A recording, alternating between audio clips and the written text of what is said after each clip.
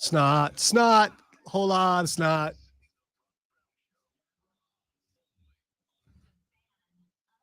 Good morning. And away we go, ladies and gentlemen, boys and girls, children of all ages. The big show is on the radio. Ladies and gentlemen, this is the Rob Brown Show. How do you do? Upstate South Carolina. Hello, America. What's up, world? Good AM. Great to be with you. Happy Wednesday. We are almost halfway home. My dudes, my dudettes, my amigos, my amigas. Rocking and rolling for 4 hours. This and every single AM for as long as they allow me to continue to work here. I am Rob Brown on the other side of the metaphorical glass, the guy in charge of this radio program and every radio program that you love and none of the ones that you don't. It turns out he is, of course, the great one, Lonzo, here with us for all 4 hours. What up, Zo? Lonzo is a superstar. Word. Hello, and shout out to Steven, who's still recovering from on stream from all his surgeries, and he wanted a little water cooler, so I hit him with some water cooler. That's not what he wanted. Yeah, he's wanted water cooler. That's not what he said, but that's what he wanted. Oh, okay. You know, I can read minds, and you shouldn't say that about me. Hope you guys are doing exceptionally well. I'm going to tell you something here that is very dumb, and I'm fascinated by it because it's an experience that I had. The other night, the lady friend decided it was time to hang the Christmas lights. Now, courtesy of Steven's story, my feet will be staying as close to the ground as possible. Well, you upper crust people, you can just pay someone to do it, can't you? No, that is one of those things that is in my manly responsibilities. Okay, yeah, that's part of being a man. Yeah. So one of the things that I had to do, hang them daggum lights. Yep. One of the things I had to do was I had to check the circuit in the LED lights to figure out, because they've been out for a year. They had to be, you got to fix the bulbs that went bad, yada, yada, yada, all that good stuff. And while I was doing that, I had to get a pair of pliers to pull it. I lost a pair of pliers in like 2.5 minutes. 2.5 minutes using them, and then they're just gone. I was sitting in one chair at a table. I got up, I walked away, I made a drink, I came back, pliers are gone. I have no idea where they went. None in the whole house. No idea where this pair of needle-nose pliers went. Did you ask her if she moved them? Yep, she did not touch them. All right. She was sitting on the couch Dog? under the fuzzy blanket watching Law & Order SVU. Dog? No. They Sure? were on the table. Yeah, the dog could probably get up on it. I Nope. mean, I just, because They're just gone. The dog was on the couch on the fuzzy blanket with the fiance. I don't know. I don't know where they went. And I acknowledge I'm super scatterbrained. Sometimes I get up from the table, I just grab whatever I'm using, I walk away, I set it down, I don't think anything about it. 5 minutes later, I'm like, yo, what the hell? And I'm sure that's what I did. And I'm sure sometime in the next few days, I'm gonna be like, putting away dishes or doing laundry. you're going to hear that clunk, clunk, clunk, Yep. clunk in the washer, wondering Yep. what that is, but still putting it in the dryer, and then you hear clunk, clunk, clunk, clunk, and there they are. Yep, it'll pop up. But the point is, in a matter of quite literally less than 2 minutes, I just lost a pair of pliers. Had to go out to the garage and get a different set of pliers because I could not find the first one. So it wasn't your favorite pair of needle nose. No, it wasn't. Your only pair of needle they nose? were her pair of needle. Oh, no. Yeah. Okay. So anyway, here's why I'm telling you this, because you're going, what the hell, Rob? Why are you telling me this? Here's the answer. Because this morning I got up and I was reading, I was scrolling through Twitter, and I came across a story from NBC News, which is very interesting. There was an astronaut named Jasmine Mugbelly and her partner Laurel O'Hara, who were performing a spacewalk on the International Space Station. And they have tool sets, just like we do, right? Same tools. They take them up in space. They clip them onto the astronauts' belts. They go out there. They do their work on the ISS during a spacewalk. And then they come back in. And apparently, while they were doing this spacewalk, one of the clips on one of the tool bags on one of these astronauts snapped, and the tool bag floated off into space. Just floated off into space. That's not even the fun part of the story. The fun part of the story is NASA is now tracking the tool bag, which has entered low Earth orbit around the planet. And as it continues to descend, it will eventually re-enter the Earth's atmosphere. That's not even the cool part. The cool part is when it does, it will burn up brightly enough that people on Earth will be able to see it. So maybe, Courtney, me losing that one pair of needle nose pliers isn't that big of a deal. At least my mistake won't be able to be seen from the surface of the planet. So I feel better about one pair of pliers going missing. You did all that. You know she's not listening, but 100%. That's why I did made it now. Made you feel better. That's why I did it now. That's why I didn't do it at 7 a.m. That's why I didn't do it at 7:30 a.m. when she's listening. All right? I got it off my chest. We're clear. It's one pair of pliers, not dropping an entire tool bag into low Earth orbit. So yeah, I feel much better now. Much better now. Ladies and gentlemen, we got a show lined up for you today. A lot to get into. Your newest college football playoff rankings are out at this point, and Lonzo's Buckeyes are not number one in the newest college football playoff rankings. They have descended. Oh, no, it's the end of the world as we know it. To number 2, the Georgia Bulldogs are now number 1 in both the AP and the college football playoff poll. Michigan sticks at 3, and FSU sticks at 4, though there was apparently discussion and debate about moving the Washington Huskies up to number 4. Now, as we have pointed out time and time again, it doesn't matter. It doesn't matter. There are 5 undefeated teams in a playoff position right now. All 5 of those teams have the same reality out front of them. If you win every game between you and the end of the season, you will be in the college football playoffs. It's real simple. That is true for Georgia. That is true for Michigan. That is true for Washington. That is true for Ohio State. That is true for Florida State. Win every game, you're going to the playoffs. Real simple. What is not so simple is that all of those teams have 2 things left in front of them that they have to deal with. A regular season rivalry game finale and a conference championship game. For the Georgia Bulldogs, they are on the road this weekend in Neyland Stadium taking on Tennessee. Now that on its surface does not look like much. Tennessee got walloped by Mizzou last weekend. By the way, that walloping at the hands of Mizzou and the fact that Georgia smoked Mizzou is why Georgia jumped Ohio State according to the playoff committee. We'll talk about that later on. At the number 2 spot, Ohio State has a date with Michigan lined up in 2 weeks, and assuming they win that, a Big Ten championship game the week after that. At the number 3 spot, the Michigan Wolverines have that same date with Ohio State lined up in a week and 3 days. And if they win that, a Big Ten championship. At the 4 spot, Florida State has an FCS school this weekend, but the week after that, they've got to go down to Gainesville and take on the Gators in a rivalry game. That's just the Gators. But you know how rivalry weekend works. What do they have left to play for? Get into a better bowl game and stop Florida State from going to the playoffs. You think Florida's not going to give you what they got? And then the week after that, who do they have waiting for them in the ACC title game? Louisville, who, by the way, is now ranked inside the top 10 in the playoff rankings at this point. So that now matters. So all of these teams have something left ahead of them, really 2 somethings left.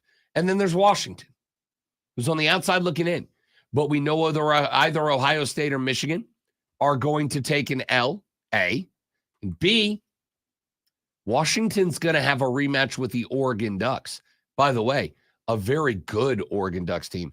An Oregon Ducks team that I have told you multiple times, I believe is the most complete team in all of collegiate football right now.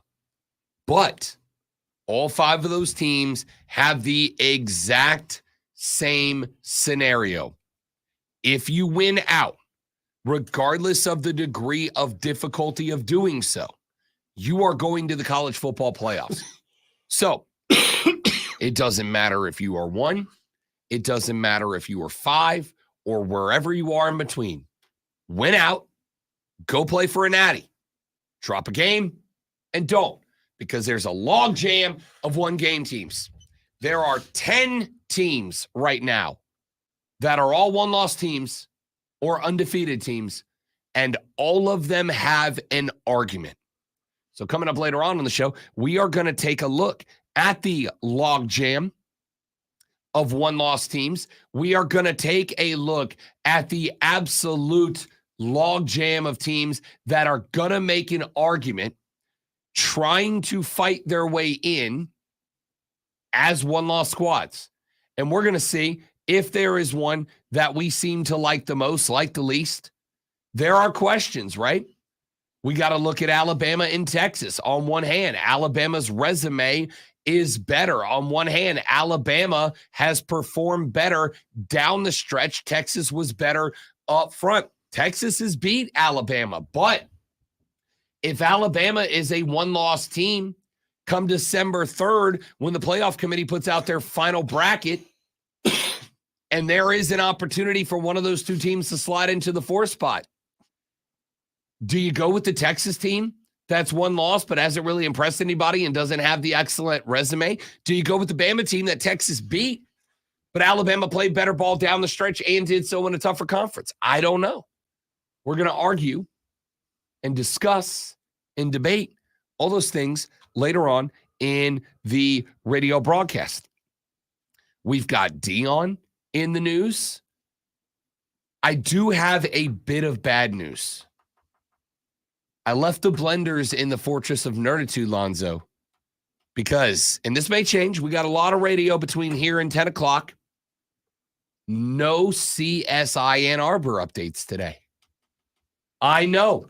For the first time in what, 2.5 weeks, we have no CSI Ann Arbor update. It's the calm before the storm. It's the commercial break before everything hits. It's all that stuff. You know what? You might not be wrong, because remember, Michigan goes to court on Friday seeking a restraining order against against the Big Ten, suspending Jim Harbaugh for the final 3 games of the regular season. But between here and there, nothing. We're going to talk about that. You know what else we have to talk about? And I don't see how we don't, Lonzo. How do you grade Draymond Green's sleeper hold on Klay Thompson last night? It wasn't on Klay Thompson. You said Draymond on Klay Thompson. I mean, not on Klay Thompson, on what's his face from the T-Wolves? Rudy Gobert. Yeah, I'm watching it right now. It just popped up on my feed. I'd already seen it. Somebody put Joe Rogan commentary over it, so I'm gonna have to listen to that later because I'm sure it's gonna fit pretty good. I'm intrigued. There was a dust up last night between the T-Wolves and the Warriors in an NBA in-season tournament competition, and a couple of the fellas got into it a little bit. I'm more interested in what he says because he's talking while he's doing it. He's saying something to him. I want to know what he's saying. Talking about Draymond? Yeah. I mean, I have a sneaky suspicion we would not be able to repeat it nor play it on this radio program. I agree, but I'm curious. Draymond had Rudy Gobert's gigantic ass in a sleeper hold at midcourt last night. It wasn't a good one because he's not a, I don't think MMA guy. I think it's a chokehold for sure. And is Rudy? It's not terribly executed. No. If he decided to flex and squeeze a little bit, he could have done some. Yeah. I mean, he has a pretty good grip. Yeah. Around the arm that's around the neck. So, it's not a straight up sleeper. It's like a modified chokehold. Yeah, for sure. We're gonna talk about that later on in the show, and I look forward to that. We got your water cooler cheat sheet coming up at 7 a.m. At 7:20, we're going to play a little game we like to call Overreaction or Make Sense. Lonzo is going to hit me with some hot sports takes from around the internet over the last couple of days. I'm going to tell you if they are overreactions or if they make sense. At 7:40, we got a bunch of text on Monday. after it was announced that Jimbo Fisher got canned, that were people going, wait a minute, why are we paying a football coach $76 million to not coach when the education system is so broken? And I'm going to answer that question for you. You're not going to like it, but I'm going to answer it. When we come back here in just a minute. Yesterday, we had us a hearty little chuckle at Texas A&M because Texas A&M had their 501c3 12-man foundation come out and cut a check to the university like a Michael Scott fun run for the cure sized jumbo check for over $160 million. And I said, what a power move, right? What a big Stones move to do the day before you canned Jimbo. And I thought about it last night. And I realized there's actually a real good reason they did that. That was not random. That was not a, let's just recognize the hardworking efforts of our booster club. There's a reason, a football reason they did that. I'm going to tell you what it is when we come back. I am Rob Brown, the Great Malonzo's on the ones and twos. Ladies and gentlemen, ever so wonderful to have you along for the ride on a Wednesday. The Rob Brown Show is hot and heavy on the Fan Upstate. QC. All right, guys, quick live read. Stay right there. We'll be right back and say good morning to everyone.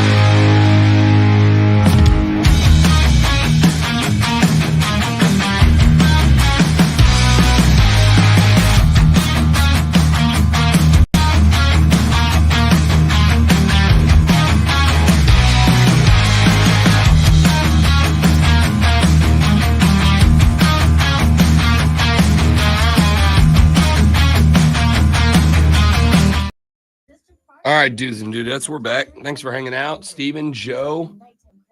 Who else we got in here? Tyler, Trey. Morning, everybody.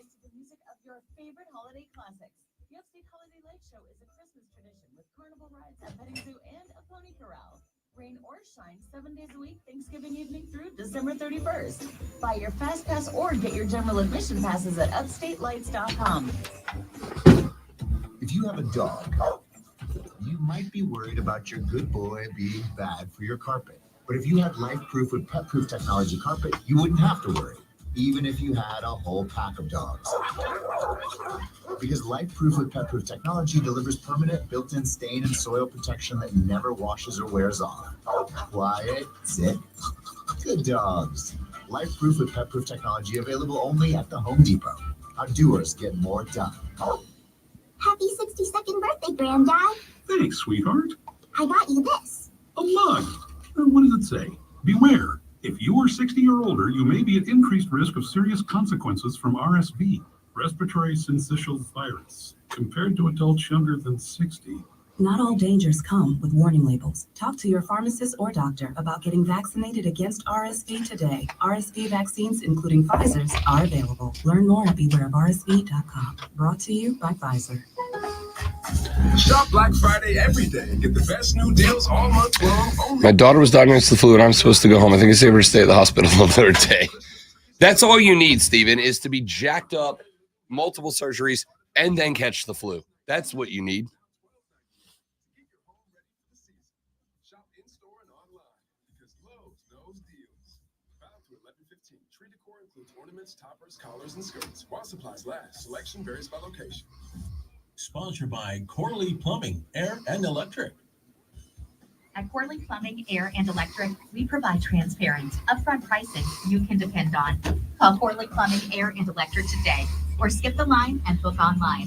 CorleyPro.com. That's CorleyPro.com. Mark Ryan tells it like it is. Coming up on a Hump Day episode of Offsides with Mark Ryan and Diesel. We're live on location, 8004 Warren H. Abernathy Highway in Spartanburg at your local Ingles Market. Josh Tate will be joining the show. He's forecasting chaos. We touch your upset picks and hot seat coaches in the NFL, plus so much more, all on a Hump Day episode of Offside. Number 1 for real afternoon sports talk. The only person to play for the Rangers, Knicks, and Yankees. That's got to be it's got to be like an actor, right?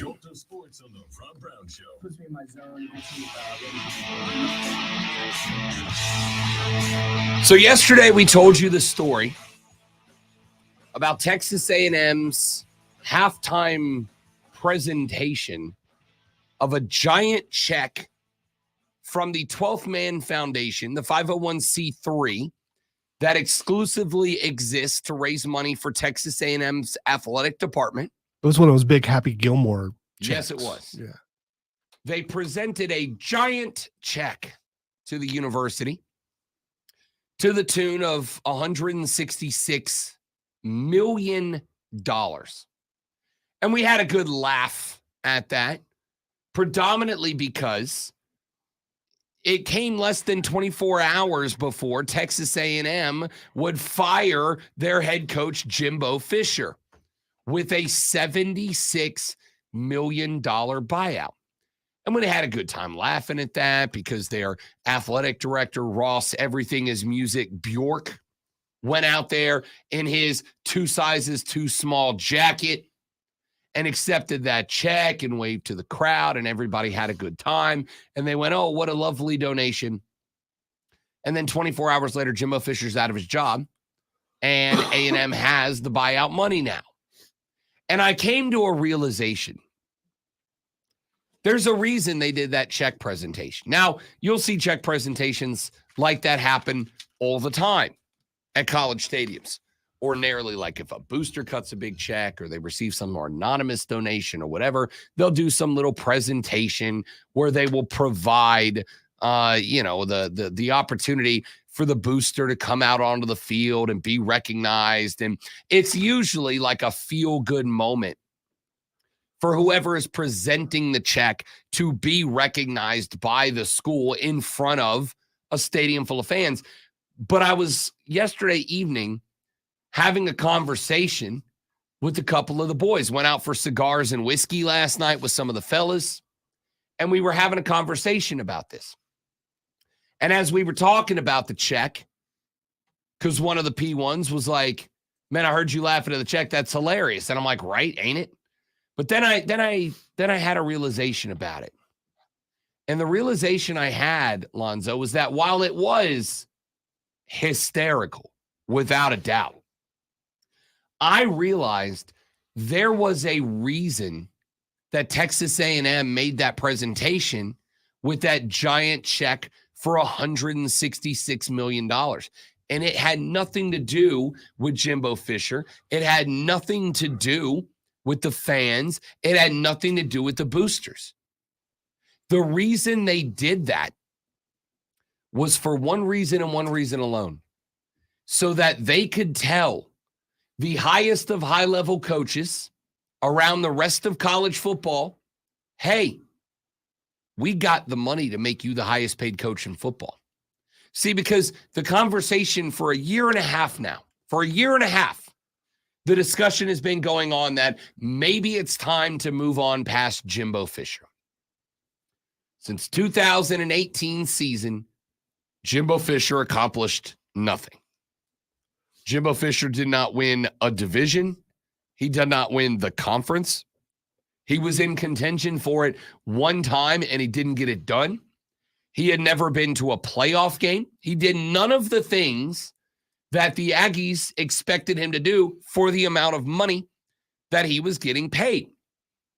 People ask the question many times, why is Jimbo Fisher getting paid this much money? The answer is because the expectations out of Texas A&M for Jimbo Fisher were nothing less than championships. Nothing less. So, Saturday, when they presented that gigantic check to the university, that was not about providing those boosters with a nice moment. That was not about a photo op for the 12th Man Foundation to hang in their offices. That was not about recognition of anyone or anything in particular.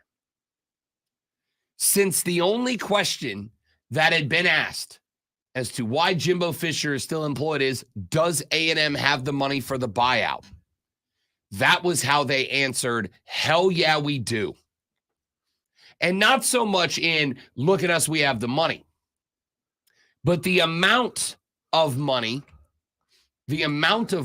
was significant as well. Here's why. Jimbo Fisher's buyout was $76 million. Now, Lonzo, I am dumb and bad at numbers, but $76 million times 2 is $152 million. That check was for $166 million, a full $14 million more than twice the buyout for Jimbo Fisher. What's the point? What's the reason of that? Now, maybe I'm reading into this, but I don't think I am. The reason that they did this check presentation at halftime was not to show Aggie fans, look how great you guys are doing as boosters. The reason they did it was as a message to Dan Lanning or Mike Norvell or Dabo Sweeney or whoever else, Deion Sanders, whoever else they're going to target as their next head coach. That was a message to them that said, look, the conversation has been about the $76 million buyout. Here is a check that we are getting right now that covers Jimbo's entire buyout and the next guy's entire buyout and has another $14 million on top of that added in. That was not just a message that, hey, Aggie fans, we're moving on, hang tight. We're about to make a move, hang in there. That was a message to every potential Texas A&M head coach out there coaching at the highest level of football that, hey, not only can we pay Jimbo, but we could pay you the same amount and more. We have got Jimbo's buyout money times 2 plus extra millions on top of that. So if you are concerned about engaging in conversation with us because you're going, well, after they pay Jimbo, they're not going to be able to pay me the amount of money they need to pay me to get me out of Oregon or Colorado or Tallahassee or Clemson or wherever else. Yeah, we can. Yeah, we can. Not only can we can do it just with the donations in this one check. Forget all of the money moving forward. Forget the fact that the 12th Man Foundation is going to continue to pump money into this program at this level. Just in this one ridiculous oversized check, we have Jimbo's buyout, we have your buyout, and we have $14 million on top of that extra. If you want to come to Aggieville, money literally means nothing to us. I guess I see something totally different in this whole situation than you do. And what I see is, unless you're just there for the paycheck, which is not a bad thing, don't go there, because the fans have control over this entire institution. The fans have the money. The fans put together that check and said, go ahead and get rid of Jimbo, and they did. If that check doesn't exist, Jimbo is still the coach. So the fans there have the real power. And you hear, the fans don't run the team, we do, that kind of stuff. I guess that's not true in Texas A&M. So I understand the premise. I would make the argument that while Aggie fans are likely more vocal and demonstrably in control, what you have just said is technically true about every college football program. The reason... Yeah, but this is in your face, out there for everyone to see. It's speculative everywhere else, but now here's this huge check saying, hey, here's who has the power right here. This guy handing over this huge check. See, I don't see it that way, and here's why I don't see it that way. What you're saying makes sense, but I don't see it that way. So it's almost always about the money. I don't see why it's not about the money this time. No, it is about the money. It is about the money. That's what I'm saying. It is about the money. It is a message to Dan Lanning, Mike Norvell, Dabo Swinney, Deion Sanders, whatever other Ryan Day, whatever high-level coaches A&M wants to target. They're going, listen, we will pay you more than Clemson. We will pay you more than Florida State. We will pay you more than Oregon. We will pay you more than Ohio State. It does not matter what level you are at. We will pay you more. And I can prove now in front of a stadium full of Aggies, I can prove that to you now, because we are getting one check that would cover Jimbo's buyout. It will cover your buyout if we give you the exact same buyout, and we still have $14 million more. And it's not so much about saying, hey, look, the fans have control, because every coach knows the fans have control. Dabo got in hot water 2.5 weeks ago. Why? Because who did he go after? The fans. And when you go after the fans, then the university steps in and goes, no, nope, can't do that, bro. Can't do that. Why do you think I had some critical words of Shane Beamer a week and a half ago? Not because of the win over Jacksonville State, but because what did he call the fans? Miserable. Some of them, the fans that have higher expectations, they're miserable. You don't go after the fans, because yes, whether you're at A&M or South Carolina or Clemson or Florida State or Florida or Miami, the fans ultimately have the power, because money is power. But if money is power for the fans, it's also power for the universities themselves, right? It is the power of the universities. And so what A&M was what A&M was trying to do in that spot was to show all of the other coaches at the highest level. Because here's what we've talked about. The Aggies aren't looking to go hire a guy from a FCS school. They're not trying to go with an experiment of a head coach like Florida State did when they brought in Mike Norvell, like Clemson did when they hired Dabo Swinney, like South Carolina did when they went with Shane Beamer. Texas A&M, as I told you on yesterday's show, has an unbridled, unregulated, and unjustified arrogance that leads them to believe that they, just by the sake of existing, are God's gift to college football, and they deserve to have whoever the hell they want. But here's the deal. There is only one way to get whoever the hell you want. And it's to pay them an amount of money they can't say no to. It's to give them an offer they can't refuse. And if you want a Dan Lanning or a Jimbo or a Dabo Swinney, how did Jimbo Fisher get out of Tallahassee? Why did Jimbo Fisher leave Florida State? Let's just use the example that's right there at the school we're talking about. Why did Jimbo Fisher leave Florida State and go to College Station?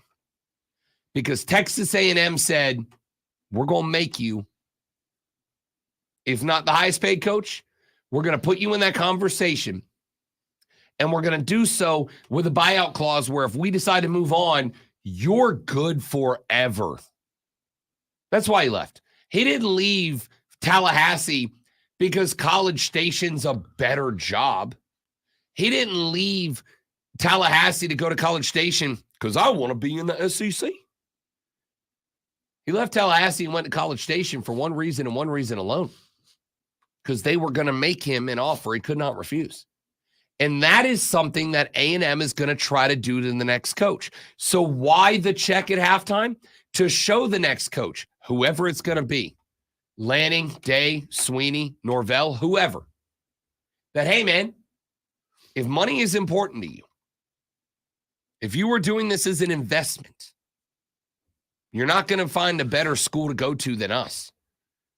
The only question everybody had was, can A&M afford Dabo's buyout? So how did they answer that question? By trotting a check to midfield worth twice Dabo's buyout plus $14 million more. There ain't nobody in America asking, can they afford the buyout and hire another top-tier head coach? Yeah, they just put that on display in front of America. There was a reason for that check. Let's take a break. We'll come back. We'll wrap up hour number 1. Robin Lonzo with you on a beautiful upstate Wednesday morning. It might be beautiful. It's dark outside. Who knows? We'll find out in about an hour. The Rob Brown Show rolls on. It is the Fan Upstate.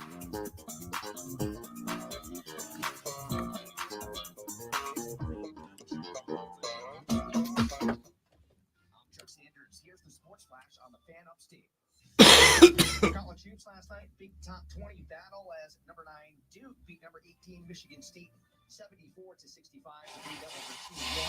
The Spartans dropped to 1-2. Duke led at 31-20 at the half. Caleb Foster with 18 points. Off the bench, Kyle Filipowski with 15 points. Elsewhere, Virginia beat NC A&T 80-51. UNC Asheville 117-54 winners over Carolina. Queens University of Charlotte beat High Point 74-72. Vanderbilt beat UNC Greensboro 74-70. A couple of roster moves for the Panthers on Tuesday. They released guard Calvin Throckmorton and signed veteran linebacker T. Davis. Veteran tackle David Sharp also back on the 53-man roster. He was released last week and then signed to the practice squad. The Fan Upstate is your home for Furman Paladins football play-by-play all season long. Catch every game right here live. Download the Odyssey app, search the Fan Upstate, and listen anywhere on your phone. I'm Chuck Sanders with the Sports Flash on the Fan Upstate. Not to minute upstate. So far, great looking rush hour. Looked at I-85. I don't see any delays there. In between Highway 101 and I-385. Both sides of the roadway are running very nicely. Posting me about A&M is they recruited all that talent and never looked different on the field. They still have looked average in the SEC, and that's just odd to me. It's Jimbo Fisher, man. Jimbo Fisher. I don't know if you, Jesse, saw my tweet yesterday. Some random went and pulled a tweet of mine from 2018 when they hired Jimbo Fisher that said, if you think Texas A&M's money combined with Jimbo Fisher is the secret, you're going to be disappointed. He'll never win an SEC West. Forget the SEC. He'll never win an SEC West. Somebody went and found the receipt for me of when I made that call the day Jimbo got hired. Some random went and found it. They did. They didn't follow me. I don't know who they were, but they replied to me and they're like, good take. And I went and looked and I'm like, oh yeah, no, it was a good take. I agree with you completely and entirely. It was a good take. Big Blue may have a solution for your previous policies as well. You may even save enough money to lighten the load on your new $1 million policy. Remember, call Big Lou. He's like you, except he's only on number 2.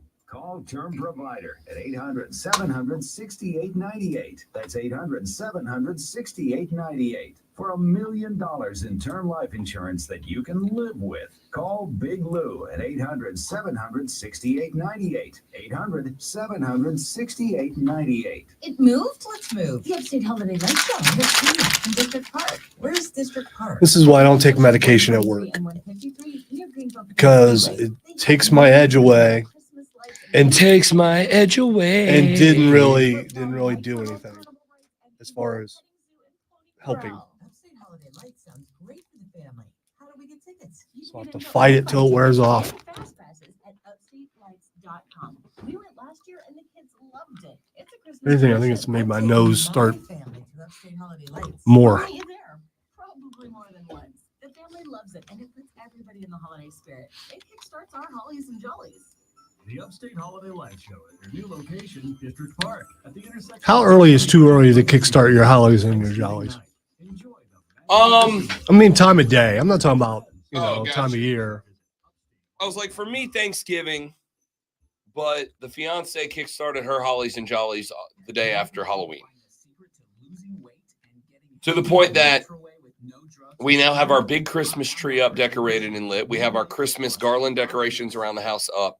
And I came home yesterday, and she, on the dresser in the bedroom, put a 3-foot mini tree in the bedroom that is now lit up and decorated, which I'm 100% fine with. It's cute. It's fun.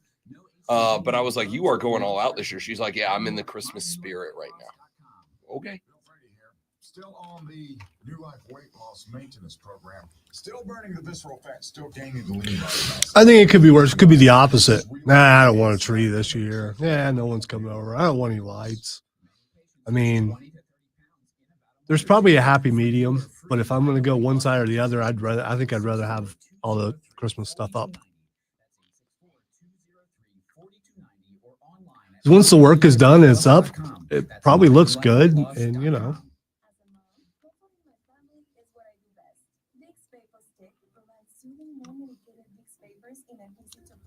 That's what I need. Vicks Vapo Stick.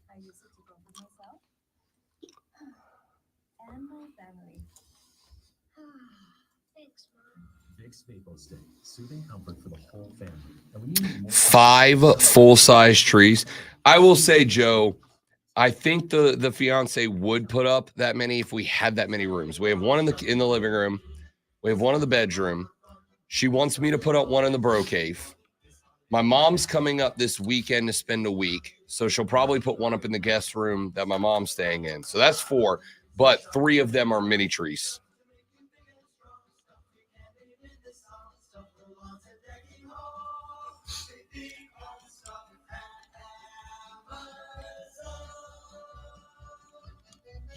Hey. Join us at Odyssey as we all do our one thing, together millions of things for our planet. If having turkey for the holidays, buy from a local farm, get one labeled USDA organic or certified humane. When we each share our one thing, it becomes a million things for our planet. What's your one thing? Hi, Discover. It's Jennifer Coolidge. I just want to thank you for the cash back on my groceries. No problem. Discover Cashback Debit gives everyone. We didn't do a real tree this year. We usually do a real tree. We didn't do this year because we're going down to Florida for actual Christmas. So it's like we'd have had to take it down before Christmas anyway. Express Employment Professionals. With nearly 20,000 job openings, Express Employment Professionals can help you find the right job. And Express never charges you a fee to find a job. Visit expresspros.com today. From the Ingalls Market Studio, Upstate, 97.7 FM Greenville, 97.1 FM Spartanburg.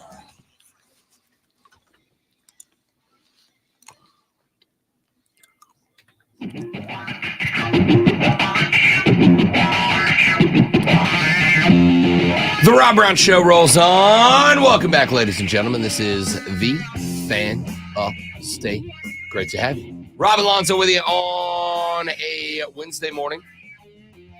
We talked a little Texas A&M in the last segment, predominantly because it's very interesting to me in watching this play out, and it's very interesting to me in watching this play out because of the reaction that other people are having to it, and why Would you not, right? Why would you not? This is a school that made one of the biggest splashes hiring a head coach back in 2017-18 when they took Jimbo Fisher out of Tallahassee, Florida, which in and of itself was a monumental moment in collegiate football. Think about that.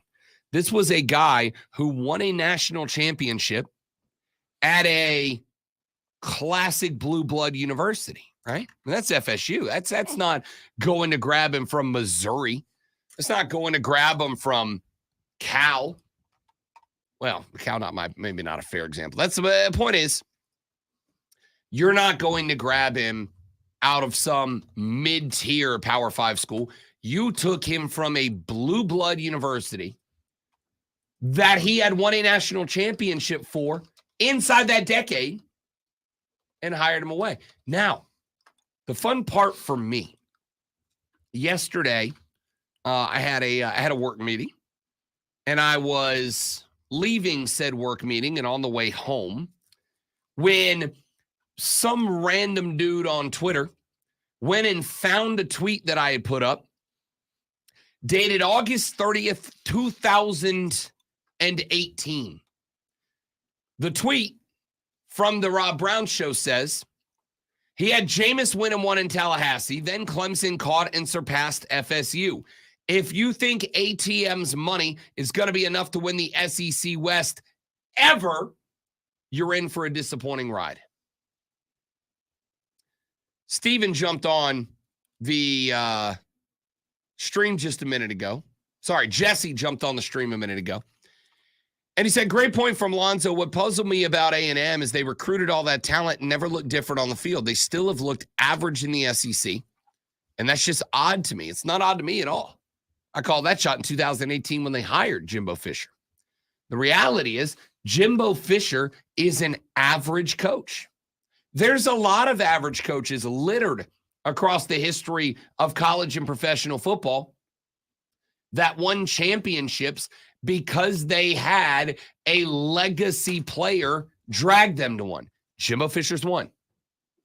Jimbo Fisher had Jameis Winston and Kelvin Benjamin and one of the best defenses ever assembled bring him a natty. Now, that FSU team in 2013 in the regular season was dominant. But I also argue, I get into arguments with, or I've gotten into arguments with Florida State fans before because I've pointed out who on that schedule that year in the regular season, with the exception of Clemson, was a team that you're like, oh yeah, that showed them. That showed them. Now, listen to this, Lonzo. Pittsburgh, 41-13. Nevada, 62-7. Bethune-Cookman, 54-6. Boston College, 48-34. Number 25, Maryland, 63-0. Number 3, Clemson, 51-14 on the road. NC State, 49-17. Miami, number 7 in the country, 41-14. Wake Forest, 59-3. Syracuse, 59-3. Idaho, 80-14. At Florida, 37-7. Against number 20, Duke, 45-7. The only game that they had inside of a one-score game was the national championship where they beat Cam Newton and the Auburn Tigers 34-31. That team was a dominant team without a doubt. And Jimbo Fisher does get some level of credit for assembling that team. But hey, he assembled the number 1 recruiting class of all time at Texas A&M, and he did nothing with it. As Jesse pointed out, if I'd have told you this year, hey, Texas A&M just pulled off the number 1 recruiting class of all time, you'd have gone, no, they didn't. That's just Texas A&M, bro. Right? Like, that's just Texas A&M. The Aggies put on a show for a reason. The Aggies moved on from Jimbo for a reason. Because the Aggies learned what I tried to tell them back in 2018 when they hired this guy away from Tallahassee. He's not that good. He's not that good. He's an average head coach. I mean, he's fine. He'd be great for you if you're in Arkansas. He'd be great for you if you're Idaho, Nebraska. But if you expect a natty in the next few years, he ain't that cat. And now we've watched that be reality. So the reason A&M trotted out that check was to point out, because Texas A&M is not going to accept finding a Shane Beamer. They're not going to accept hiring a Dabo Sweeney from within. They're not going to accept rolling the dice on a guy from an FCS level team like a Mike Norvell. They're not going to accept that. To them, they should get pick of the litter from whatever top-notch school they want. And if they are going to do that, they've got to say, we're going to give you a bigger contract than we gave Jimbo Fisher. And the only way that they were going to signal out there that, because here's the other part of it. Let's say theoretically there's a coach at a top-notch program that's in playoff consideration, whoever they are. If they go have a conversation while they're in the midst, because Texas A&M has got to get a coach as quickly as possible, right? That transfer window is coming soon. What is it? December 4th, I think, the window opens. And when that window opens, you better make sure that you got a guy in there that can do two things. Number one, he can go talk to the kids that were out of that number one all-time recruiting class and convince them to stay. Hey, boys, I know you came here to play for Jimbo, but I promise you, if you stay here and play with us, it'll be worth it. And number two, he can work the transfer window and bring guys in to make up for the ones who are going to leave. You got to have a guy sooner rather than later. And so that means you got to be having the conversations sooner rather than later, which means you've got to have the head coach in there sooner rather than later, which means you need to be making calls now. But if you want to make a call, and Texas A&M does, if you want to make a call to a Kirby Smart, if you want to make a call to a Ryan Day, if you want to make a call to a Dabo Sweeney, if you want to make a call to a Mike Norvell, you got to do it now. But you've got to, they've already got, without you reaching out to them in advance, they've got to know when they're sitting in the office and that phone rings and it's got a Texas phone number attached to it, they got to know there's a reason to take that call and risk startling the natives. They got to know that if they take that call, it's going to leak. And if they take that call, if Mike Norvell takes that call in Tallahassee, it's going to leak. And when it leaks, Tallahassee is suddenly going to get real jittery. Hey, the guy that brought us back from being a 5-win team and now has us in the playoff discussion is considering leaving. He's considering getting out. And it's going to get real shaky. Boosters are going to get nervous. Players are going to get nervous. The portal might get more active. So if you're Mike Norvell, knowing that makes your job that much more difficult, you got to have a damn good reason to pick up that call. Well, now what do you have on your computer screen? Now you have the image of the AD of Texas A&M standing on the field with Jimbo's buyout money and your buyout money and $14 million on top of that in a single check. Now I got a reason to answer the call. Because even if it gets out, if money is my number one priority, and it may not be for all those guys we mentioned, most of them are already very, very rich.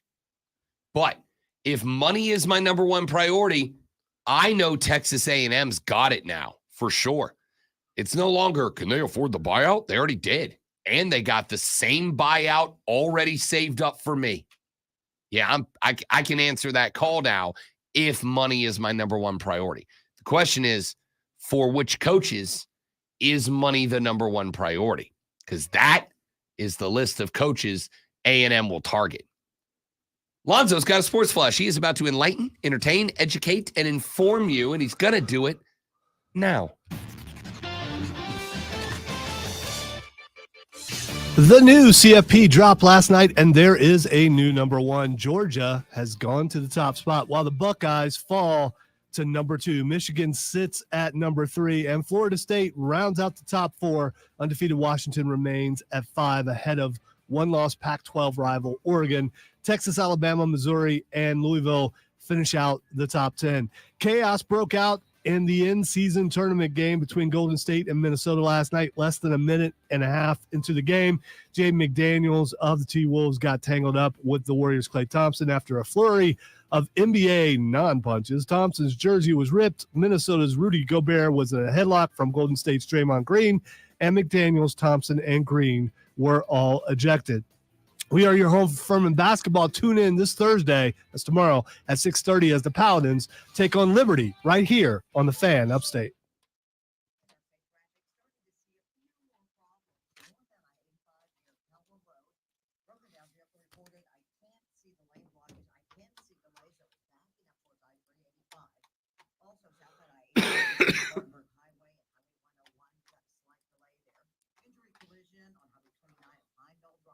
Construction I-26 between 292 and Nashville Highway. From the News Talk 98.9 WRU Traffic Center, I'm Lori Houston on the Fan Upstate. It's the last blast of summer sale for the Upstate Golf Cart. For a limited time, grab yours for just $40 and get access to 9 premier courses in the Upstate. Tee it up at Carolina Springs, the Preserve at Verde, the Club at Brookstone, the Rock, Greer Golf, Links O'Tryon, Rolling Green, Pebble Creek, and more. Grab your foursome and hit the course with the Upstate Golf Cart. Get back to your day-to-day life. UpstateGolfCart.com. $40 for a limited time only. Get yours now while supplies last. UpstateGolfCart.com. That's UpstateGolfCart.com. How would you like to come home to a bartender who will fix you any cocktail you want? I'll have an old fashioned. I'll have a margarita. I'll have an old fashioned. Not right now. It's early. I'm a mimosa. The perfect breakfast. Choose over 50 different cocktails, from classics to the most exotic premium cocktails served in the best.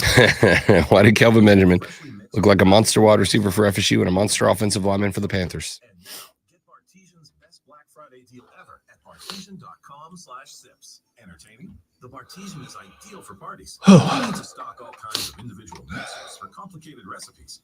Every guest gets the cocktail of their choice in seconds. The Bartesian makes a wonderful gift for anyone who loves a fine premium cocktail. Now get Bartesian's best Black Friday deal ever. It's available right now only at Bartesian.com/sips. That's BARTESIAN.com/sips for Bartesian's best deal ever. Only at Bartesian.com/sips. Tis the season. Season for what? For the Upstate Holiday Lights Show. Where's that? At their new location, District Park, at the intersection of 123 and 153, millions of incredible Christmas lights and music, a giant Christmas tree, a 600-foot-long light tunnel, carnival rides, and even a petting zoo and pony corral. Do we need tickets? Yes, you can pick your dates and times, even by fast passes at upstatelights.com. We should all go together. The Upstate Holiday Light Show opens Thanksgiving night at District Park at the intersection of 123 and 153.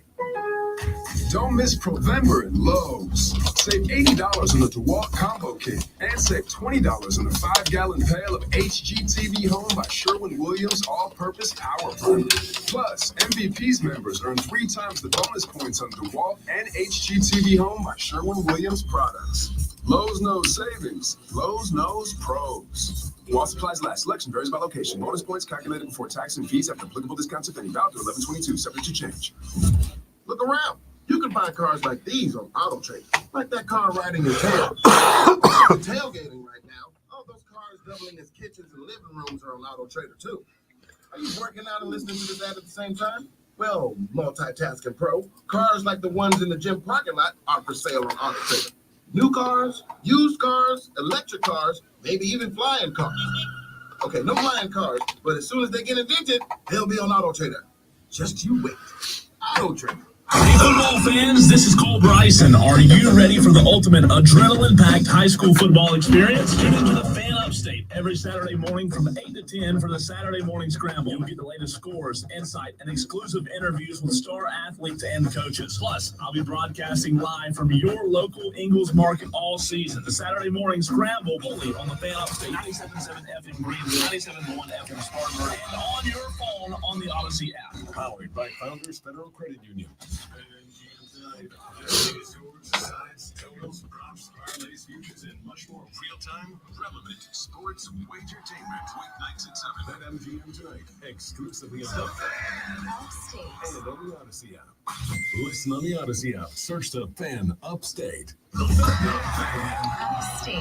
Gable's in first break. Gable's in the first break.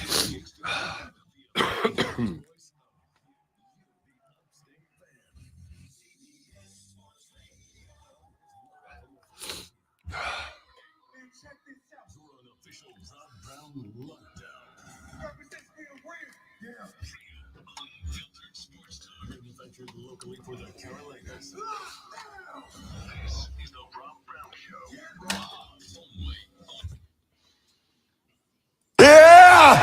Yeah. I'm still not there, man. I'm trying my best. Had a little whiskey and honey last night, trying to get my life back together. I'm just not there yet. Ladies and gentlemen. America. Hour number 2 of the Rob Brown Show starts now. This is the Fan Upstate. How do you do? Upstate South Carolina. Hello, America. What's up, world? Great to be with you. Robin Lonzo with you. Got your water cooler cheat sheet coming up here in just mere moments. Texter said, did you say A&M would call a Kirby smart? LOL. That'd be a waste of a call. Again, there's the old expression, what's the worst they can say? No. Worst they can say is no. Now, there's another thing that happens in reality, which is some people think they have a right, think they are entitled to more than they are. Y'all, that is the Texas A&M Aggies. They think they are just entitled to have whoever they want. But here is the ugly reality of that. Money can pretty much get you anything on planet Earth. Pretty much anything.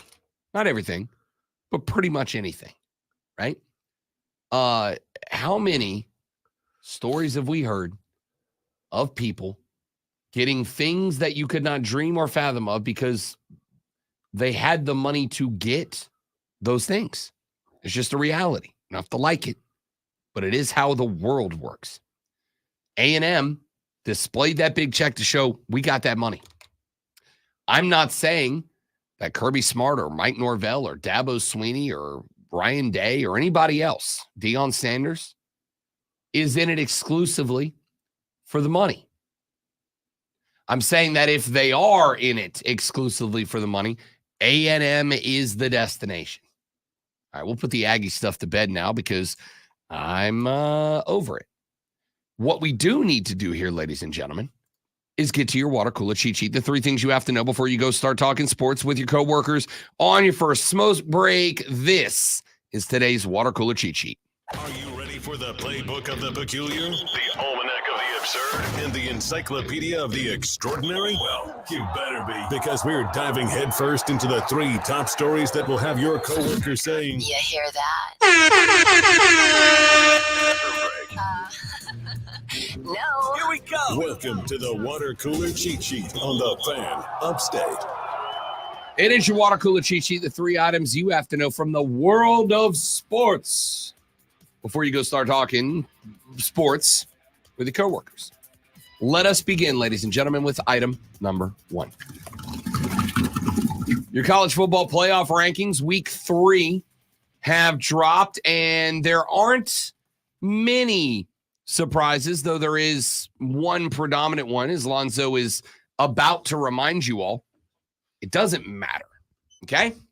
For the top 5 teams, it doesn't matter. The only thing that it matters for are the matchups, right? That's it. But with Ohio State and Michigan playing each other in a week and 3 days, that doesn't even really matter today, because this is all going to get jumbled again when one of those 2 teams drops down into the ranks of the once beatens. Georgia takes over the number 1 overall spot in the college football playoff rankings. I will argue it does matter a little bit, because the higher you are in the top 5, most likely means the higher that you will be when you drop into the ranks of the 1 losses. If you are Georgia and your 1 loss comes in the SEC title game against Alabama, you are likely to drop less dramatically than if you are Washington at number 5 and your 1 loss comes to Oregon in the Pac-12 championship game. But Georgia gets the 1 spot. Ohio State University gets the 2 spot. Their Big Ten rivals, Michigan, get the 3 spot. FSU rounds out the top 4. Undefeated Washington remains number 5. All 5 of those teams have the same reality in front of them. Win out and you're in. All 5 of those teams have 3 games remaining. For the majority of them, they have a cakewalk game, they have a rivalry game, and they have a conference championship game remaining. If you win all 3, you are in. One of them cannot win all 3. We know that, obviously, with Michigan and Ohio State playing each other. Georgia has at Tennessee, Georgia Tech, and an SEC championship game. Ohio State, who do you guys have this weekend? So off the top of your head, do you know? Ohio State this weekend. I want to say Minnesota. I want to say Minnesota as well. Yeah, Minnesota. Ohio State's got Minnesota, followed by Michigan, and then a Big Ten championship game if they win both of those. Michigan has Maryland, Ohio State, and a Big Ten championship game should they get by the Buckeyes. Florida State has North Alabama, Florida, and the ACC championship game. And the Washington Huskies have, Oregon State, Washington, and then probably Oregon in the Pac-12 championship game. Your one-loss teams stack up this way, and I would argue that your one-loss teams all do have a chance. Oregon is at number 6. If they went out, including the Apple Cup, against DJ and his Oregon State Beavers, and then they beat Washington in the Pac-12 championship game, I think Oregon's going to the playoffs. Texas at 9-1. If they were to win out and win the Big 12, I do think there's a very good chance they can go. That being said, I think there is a better chance that Alabama goes. Alabama's got an FCS game, followed by the Iron Bowl, followed by Georgia and the SEC title game. To me, resume jumps them over Texas, not over Oregon. Here's an interesting wrench. Number 9, Missouri. Remember about 6 weeks ago, I said, hey, Mizzou, Eli Drinkwitz is coaching for his job this year. Well, Mizzou is now 8-2. Mizzou is not only ranked number 9, Lonzo, but they are ranked number 9 over 9-1 Louisville. Louisville has one bad loss. Louisville has the loss to Pitt. That's not a great loss. 21-38. They got beat by the Panthers. If that loss would have been to Notre Dame, North Carolina, Duke, I think Louisville's probably sitting at number 9. The fact that Louisville's at number 10 and behind a 2-loss team, despite being a 1-loss team, tells me the playoff committee does not consider them a genuine threat. However, if they go 12-1 and they end up knocking off an undefeated Florida State in the ACC title game, would that bump them up into contention? I don't know.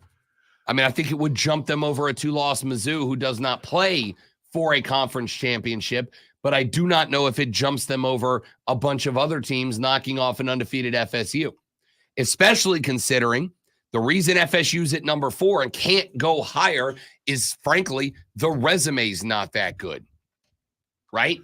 FSU, with the exception of, it was thought, Clemson, did not catch the best of the ACC in their regular season schedule. The only top 25 dub that the Noles have right now, courtesy of Miami tanking, courtesy of Florida tanking, courtesy of Clemson tanking. The only top 25 win the Noles are going to end the regular season with is beating LSU. And oh, by the way, LSU, who is now ranked number 15, is a 3-loss team. One of those 3 is FSU. That's a 3-loss team. So they don't get a lot of credit for that. So beating the Noles for Louisville, probably not going to be enough. We'll talk more about that later on in the radio broadcast, but that is your playoff rankings. Let's go to item number 2. Glug, glug, glug, glug, glug, glug, glug. Item number 2. We talked A&M. I'm not going to spend a ton of time on this, but I am keeping track of the coaches who say no, or more importantly, perhaps, who don't say no. We know that Dan Lanning said straight up, outright, no. Dan, any interest in the A&M job? Nope. Everything I need and want is here at Oregon. I am not leaving. And I appreciate that. I understand it's a strategy, but we have now entered the territory of coaches who go, come on, guys. Come on, guys. Who's in that club? Mike Norvell's in that club from Florida State. Mike Norvell got asked about it. He said, there's no reason to talk about it right now. That's not a no. Dabo Swinney got asked about it. Dabo said, I'm just trying to get ready for this weekend. It must be November. And that's fair and comedy and funny. Yeah, for sure. It must be November. We're talking about hiring practices and opportunities for schools. It must be November. But, Lonzo, he didn't say no. Wow. It is what it is. Okay. All right. Do I think Dabo's going to Texas A&M? Hell no. Hell no. Hell no. I'm going to go ahead and warn you right now. Across the great state of South Carolina, there are going to be hosts today that are going to go, Dabo's in the mix at A&M. All right? I'm just warning you. There's going to be people who are going to say that because Dabo didn't say no. Do I think Dabo's going to Texas A&M? No. But I'll tell you what he did do. Obviously, he's disgruntled and, he's calling out fans and things like that. He's not happy where he is. So, of course, he didn't say no. That means he's on his way out. I had a buddy last night. Sarcasm. Who said, when we were talking, we had this conversation yesterday evening, who said, hey, Dabo didn't say no. I said, right. I understand he didn't say no. And he said, if Dabo was going to leave, what would be the reason? This is what I said to him. I said, if Dabo was going to leave, what would be the reason? If I told you that Dabo was leaving Clemson today, Lonzo, what would you say would likely be the primary reason he left? It's Tyler. Yes. Tyler from Spartanburg, right? Let me ask you a question. If you were going to leave a school because of disgruntled fans who had expectations that you considered ridiculous, where's the worst school you could go to? Texas A&M. If Dabo was going to leave Clemson, the only reason he'd leave is because he's tired of the fans, which is why he had the meltdown 2 weeks ago that consumed sports talk radio in this state. He had a meltdown against the fans. If he was going to leave, I promise you, he's not going to go to a place where the fans are the most obnoxious in college football. Fans who think they deserve to be in the playoffs when they have never sniffed them before, right? Cincinnati has been to the playoffs more than Texas A&M. He's not in the mix, but there's drama because he didn't say no. Mike Norvell didn't say no. Now we add another to that list. Deion Sanders got asked if he would be interested in Texas A&M. His response, quote, I want to win. I want to win a game. So you think I really do sit down and think about this kind of stuff? Like, what strikes me about that, about myself, that you guys really think I sit down and say, oh, yeah, come on. I'm good. We got to win. Let's focus on this week. We play on Friday, so we lose the day of practice, so we've got to focus, end quote. That, again, is not a no. Now, do I think Texas A&M is going to get Deion Sanders? No. Why? Because Deion has not proven anything yet. At this level. but Deion played in Dallas, so that which is in Texas, and Texas A&M is in Texas, so that means that's where he's going. I appreciate the hell out of that effort. I am all in for the rabble rousing, rabble, without a doubt. But no, and I'll tell you why. Texas A&M doesn't want Deion. They don't want Deion because he hasn't proven anything. They're the first list of qualities for the guys that Aggies are going to look at is, have they already won something that we can benefit from? And Deion just hasn't. Let's go to item number 3. All right. This is very briefly a baseball story, but I'm saying it because it is something I can't recall. I'm not saying this never happened, but I can't recall off the top of my head. New York Yankees general manager Brian Cashman is under a lot of fire this offseason. The Yankees this past season were wildly disappointing. They were expected to be contenders for the AL Beast. They were not that. In fact, they were not good this year. Cashman was asked about outfielder Giancarlo Stanton. Giancarlo Stanton is a guy that's under contract, but the Yankees are trying to decide exactly what to do with this guy. So what did Giancarlo Stanton and the Yankees have an interaction about yesterday? Well, Cashman at the general manager meetings in Arizona was asked about Giancarlo Stanton, and he said, quote, "We try to limit the time that he's down, but I'm not going to tell you he's going to play every game next year because he's not. He's going to wind up getting hurt again, more likely than not, because it seems to be part of his game." Damn, dude. Damn. Then Giancarlo Stanton's agent decided to get involved. Joe Wolf is his agent. He sent out a statement on X, formerly known as Twitter, that said, quote, "I read the context of the entire interview. I think it's a good reminder for all free agents considering signing in New York, both foreign and domestic, that to play for that team, you've got to be made of Teflon, both mentally and physically, because you can never let your guard down, even in the off season." Now, this is interesting for two reasons. Number one, you had a GM taking a shot at a player. Now you have the agent of that player taking a shot back at the GM. But here is what is even more interesting.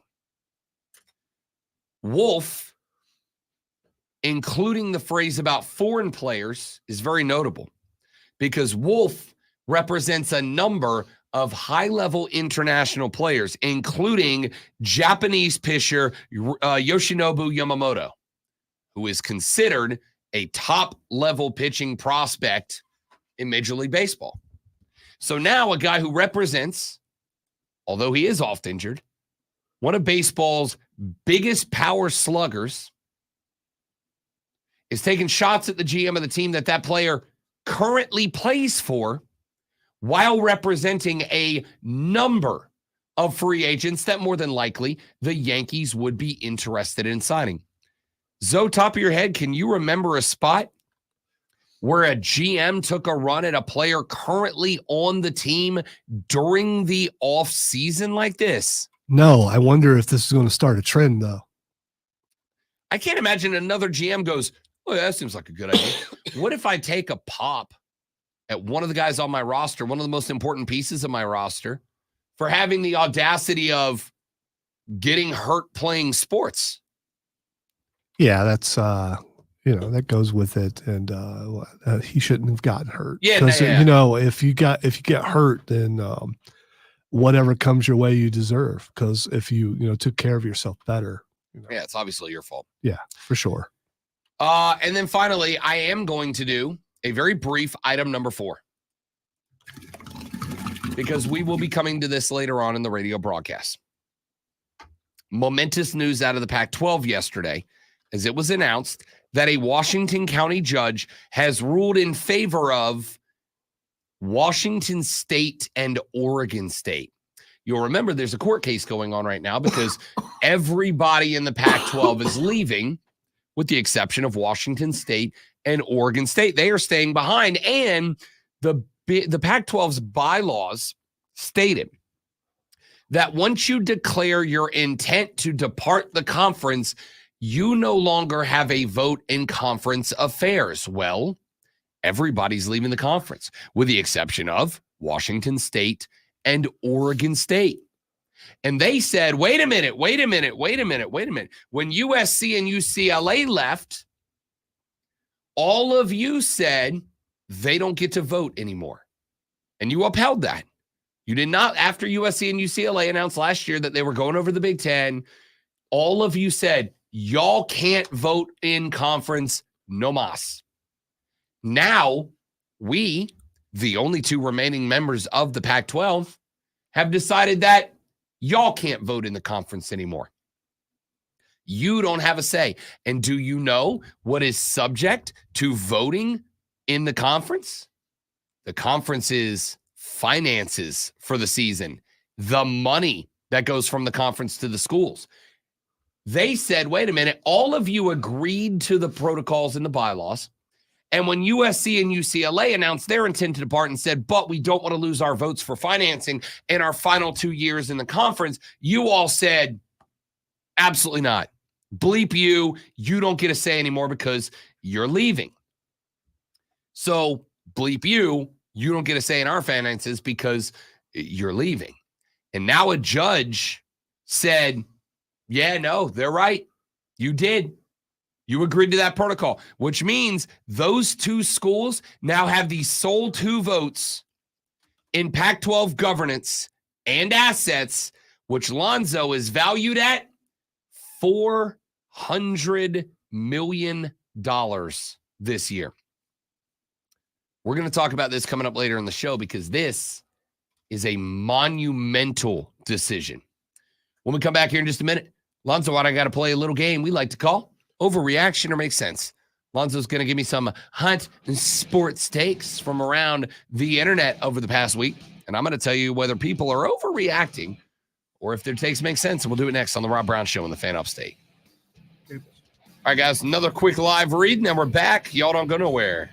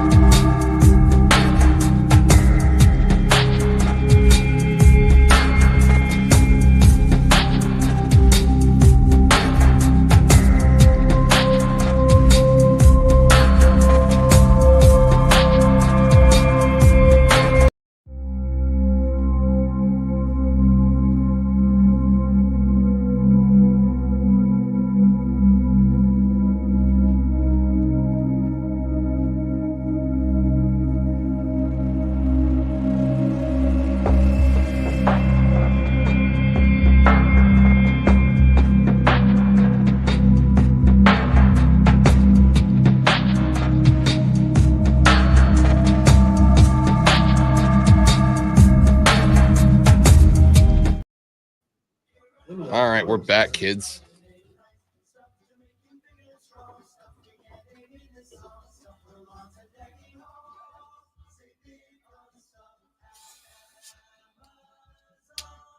Stuff.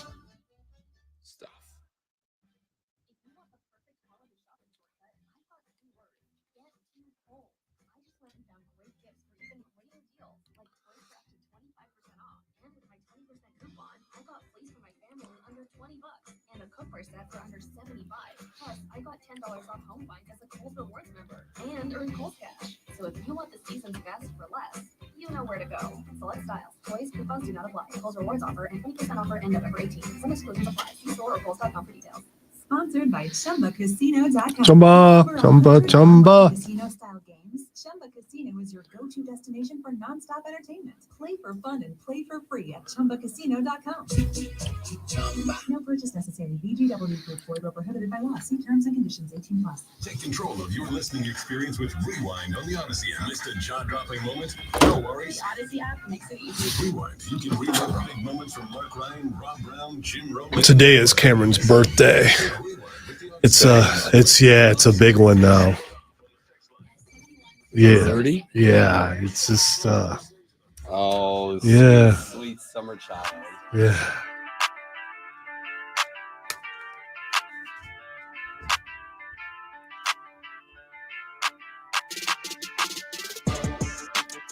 The Rob Brown Show continues right here on the Fan Upstate, ladies and gentlemen. Now it's time for us to play a little game where Lonzo's going to give me some hot takes from around the internet, and I am going to tell you if they are overreactions or if they make perfect sense in a cleverly titled little game we like to call Overreaction or Make Sense. I think you're overreacting. Let's all calm down. This is a huge deal. I think you're overreacting a little bit. I am not overreacting.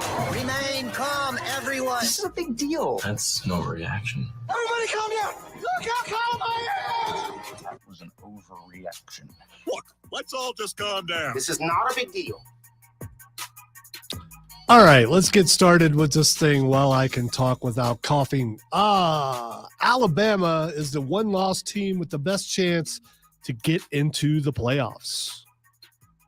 Oh, wait, I have to unmute my thing. There we go. I know I can do it. I'm a professional. I'm actually going to say that is true, and here's why. Don't you be disrespecting. I mean, you know. Yeah, well, whoever I disrespect wins the natty. That's how this works. Okay. I would love to tell you that it's the Oregon Ducks, and I absolutely think the Oregon Ducks will have earned and deserve it. On top of that, the Oregon Ducks right now are in the highest non-undefeated playoff spot. But if Alabama is able to win out, who will they defeat in their final game? The Georgia Bulldogs, the consensus number one, a team that has been the AP's number one team for 23 weeks.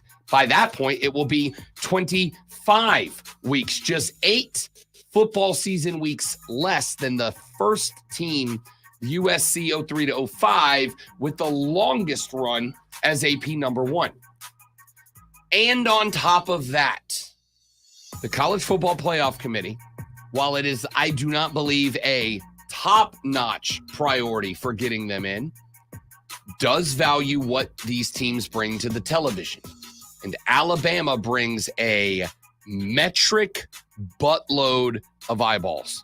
And I think that would push them above Oregon. I do not like it. I do not want it. I think the Oregon Ducks are the most complete team in football. But Jalen Milroe has been so good, and a knockoff of the number one team in America, Georgia, the two-time reigning defending undisputed national champions, I think would be the resume boost that moves Alabama up over Oregon and into that 4th spot, should it become available, assuming there are multiple losses left amongst the undefeateds. By the way, buttload is an American measurement. I'm not sure it translates That into is the not true. metric system. It is a French measurement. Oh, okay. All right, fine.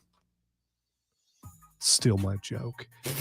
If South Carolina doesn't end the season bowl eligible, friend of the show, Shane Beamer, will get the wonderful vote of confidence. Oh.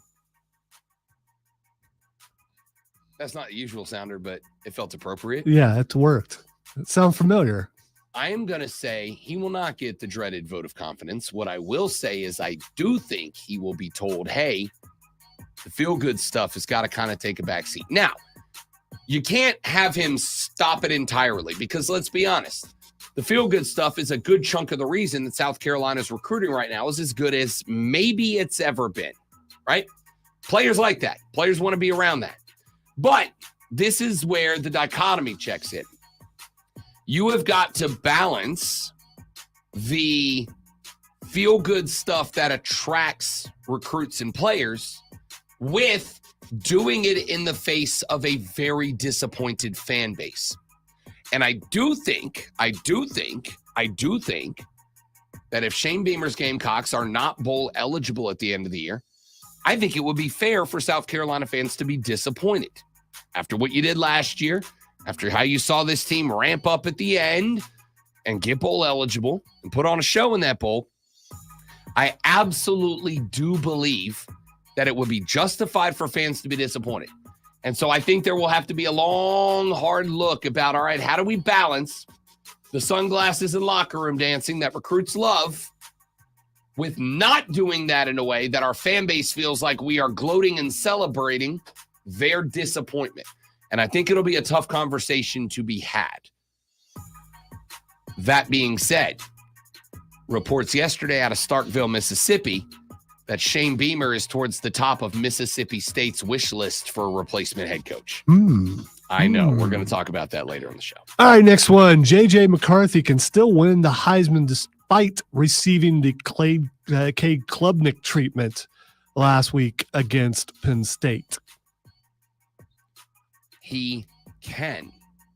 Now, it's going to be harder for him to do it. A. B.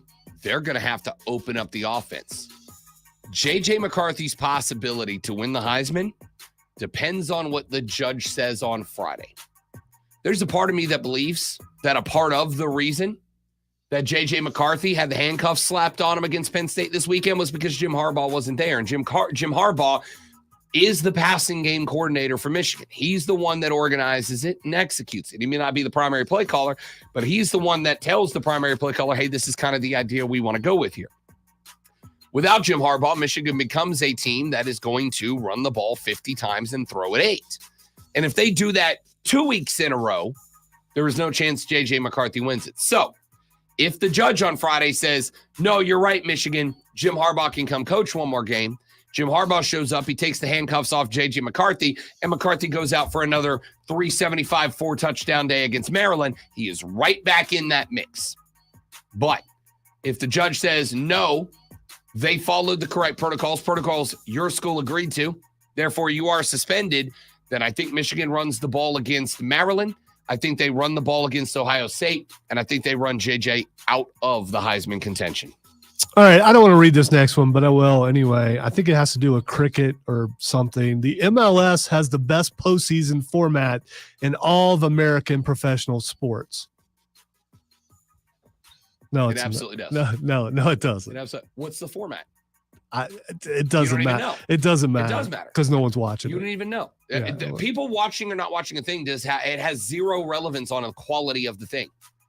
Okay, you got me there. You know that there are some great television shows that you enjoy that nobody else watches. That's true. That's Doesn't true. make them bad, does it? No.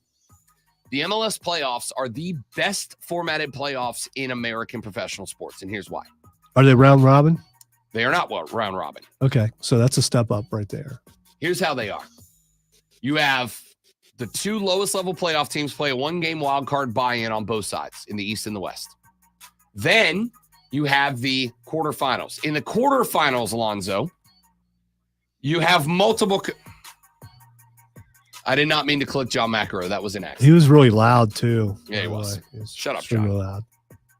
In the second round of the MLS playoffs, teams that get matched up in the second round play a best of 3 series. The winner of 2 of those 3 moves on. Then you get to the semis and the finals, which is 1-game elimination, right? So you have a wild card to make sure that you get in a team that it maybe got real hot at the end of the year, but didn't have the best regular season, so you can bring the hottest team in. You have a 3-game playoff to make sure that the best 4 teams move on to the semifinals. And then you have single elimination semis and finals to make sure that the guys aren't exhausted when it gets to the 3 games that we care the most about, the semis and the finals. So what is the March Madness is America's favorite sporting event outside of the Super Bowl. Well, what's the one big complaint? You lose one and you go home. How many times do you think the honest to goodness best basketball teams win March? Once out of every 8-9 tournaments? Does the best basketball team win March Madness? Because it takes one bad day to eliminate for you from the tournament. But in the MLS playoffs, in the second round, you got to win a best of 3. The longer any given series is, the more likely it is that the true better team is going to win it. This is why I've made the argument that Major League Baseball's NLDS should be a 7-game series. Because a 7-game series, the best team is going to win it more often than the best team wins a 5-game series, which is dramatically more often than the team is going to win a 3-game series, right? So if you give me an opening round wild card, I know I'm getting the most hot team in that maybe didn't have the best regular season. Then they've got to win a best of 3, which means that in the second round, you are taking out the soccer teams that are not the best teams, but they just happen to maybe you had the weakest conference, the weakest division. You eliminate the NFC South.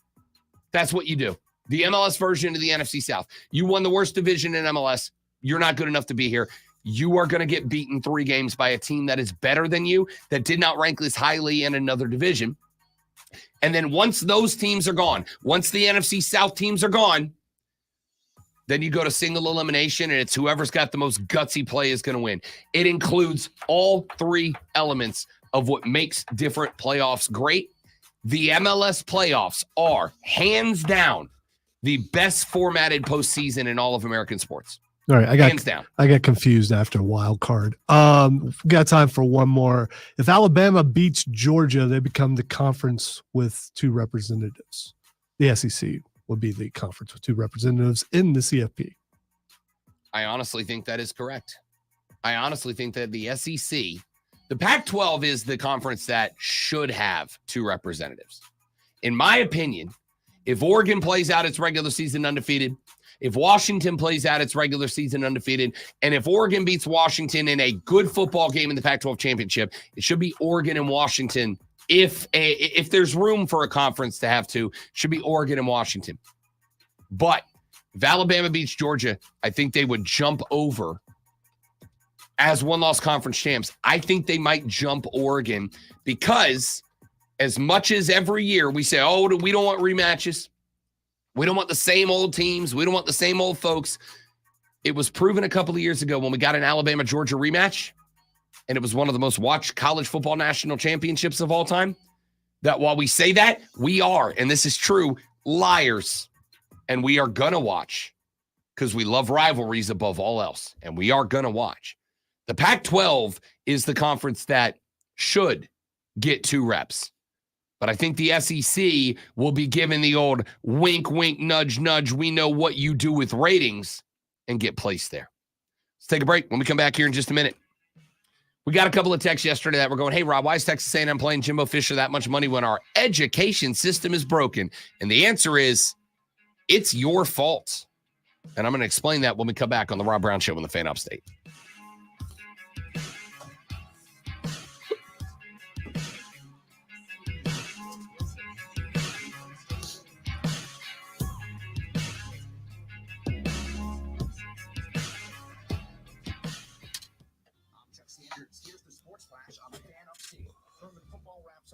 Season this Saturday when they visit Wofford. The Paladins are tops in the Southern Conference, riding an 8-game winning streak. Clemson football home this Saturday against number 22 North Carolina. The Tigers have wins in 2 straight. South Carolina football hosts Kentucky this Saturday night. The 4-6 Gamecocks have won 2 in a row. A couple of roster moves from the Panthers on Tuesday. They released guard Calvin Throckmorton and signed veteran linebacker T. Davis. Veteran tackle David Sharp also back on the 53-man roster. He was released last week and then signed to the practice squad. Carolina's 1-8 overall, 1-3 at home, 0-5 away from home. Looking to snap a 2-game losing skid. Won't be easy this week when they host the Cowboys. Dallas is 6-3 on the season. Classic Rock 101.1 is your home for Carolina Panthers play-by-play all season long. Download the Odyssey app, search the Fan Upstate, and listen anywhere on your phone. I'm Chuck Sanders with the Sports Flash on the Fan Upstate. Up to minute, I'd say traffic. Looks like you take a little bit of a breather now if you're traveling northbound I-85. Had a trouble spot at Pelham Road. Completely gone. Really, the backup's pretty much gone there as well. Seen a tiny delay along southbound I-85 between Spartanburg Highway and Highway 101.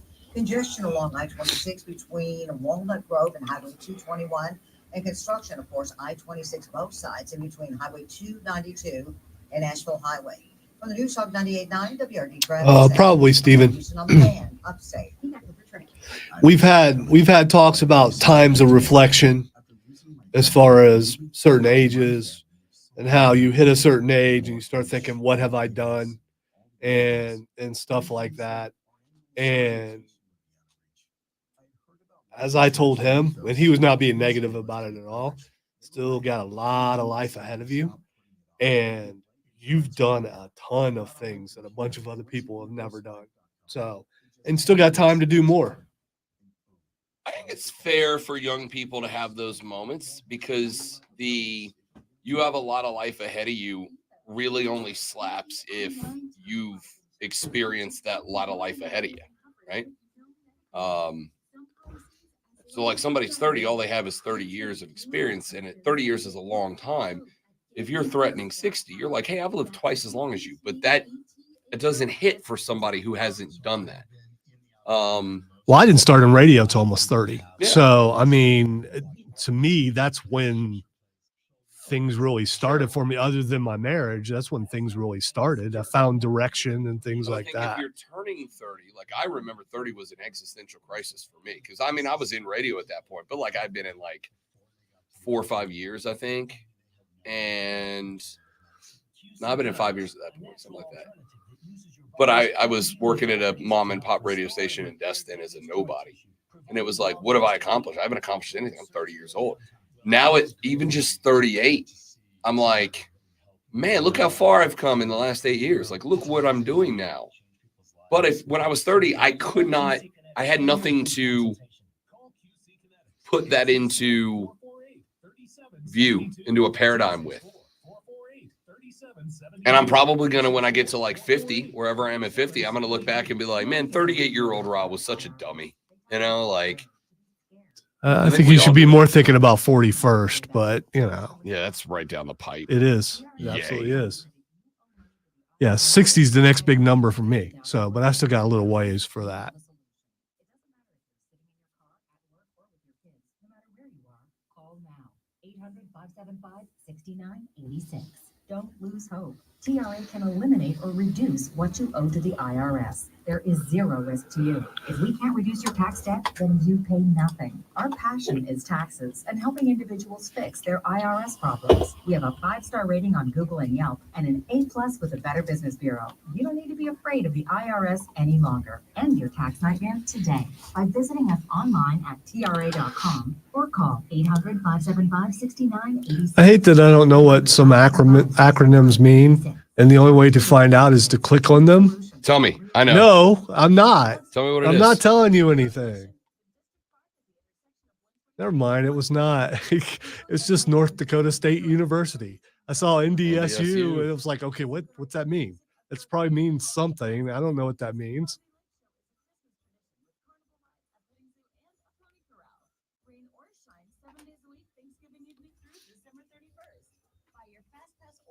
General admission passes at upstatelights.com. Join us at Odyssey. It's all, I mean, Trey, I mean, I could look and say I haven't accomplished anything, but my main dream was to have a son and a daughter. It's so weird, and be a father to them like I didn't have myself. And I think I've done that pretty well. So everything else is extra. You may say that's simple, and that's not. I mean, it's easy to do. It's not. I don't think anyone says that. I mean, as far as, well, you can go out and have a baby.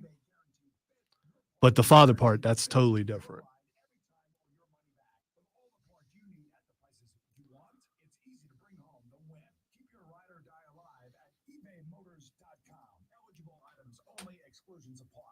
from the Ingalls Market Studio, The Upstate.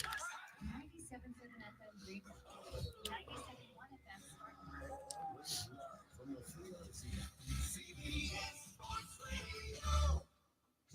Your guide to the gridiron, the maestro of the matchups, and the keeper of all things Canadian sports. Hey, Rob. How does a person like myself become cool like you? I mean, because that liner says you're like, the master keeper of all cool. things Yeah, cool. yeah. I mean, how does one do that? One does not become cool. One either is cool or is not cool. Oh, okay, so it's a soul thing or something like. So even if I were to dress like you, I still would not be cool. No, I think everyone is. I think everyone's cool. Okay, everyone's cool. The question mark is, are you willing to put in the work to bring out the coolness? It's like this. Everybody's got muscles. Every person who's born has got muscles. The question mark is, how much work are you willing to put into them to develop them, to bring them out? You have the same opportunity to have a six-pack as everybody else. The difference is, are you willing to go do the 10,000 sit-ups a day you need to do to bring them out? For some of us, it comes easier than others, right? I heard a guy the other day explain something. We were talking about, he was talking about how much your genetics play into your body type, losing weight and all that. And he said, people say, oh, I want a swimmer's body. He said, you got to understand, people don't become swimmers and get that body. People have that body and become swimmers, right? He's like, he explained it like with football players. He's like, oh, football players are big and beefy. Football players aren't big and beefy. Big and beefy guys are football players because you fit into that. And that's something you are good at because of how you're shaped. Being cool is inherent. Everybody has the ability. The question mark is, can you figure out your cool and develop that? And the answer for me is obviously yes. I've done that like 3 times over. Question mark is, can you do the same? All right. Wow, I feel lesser now. You should not. I just told you, you're cool.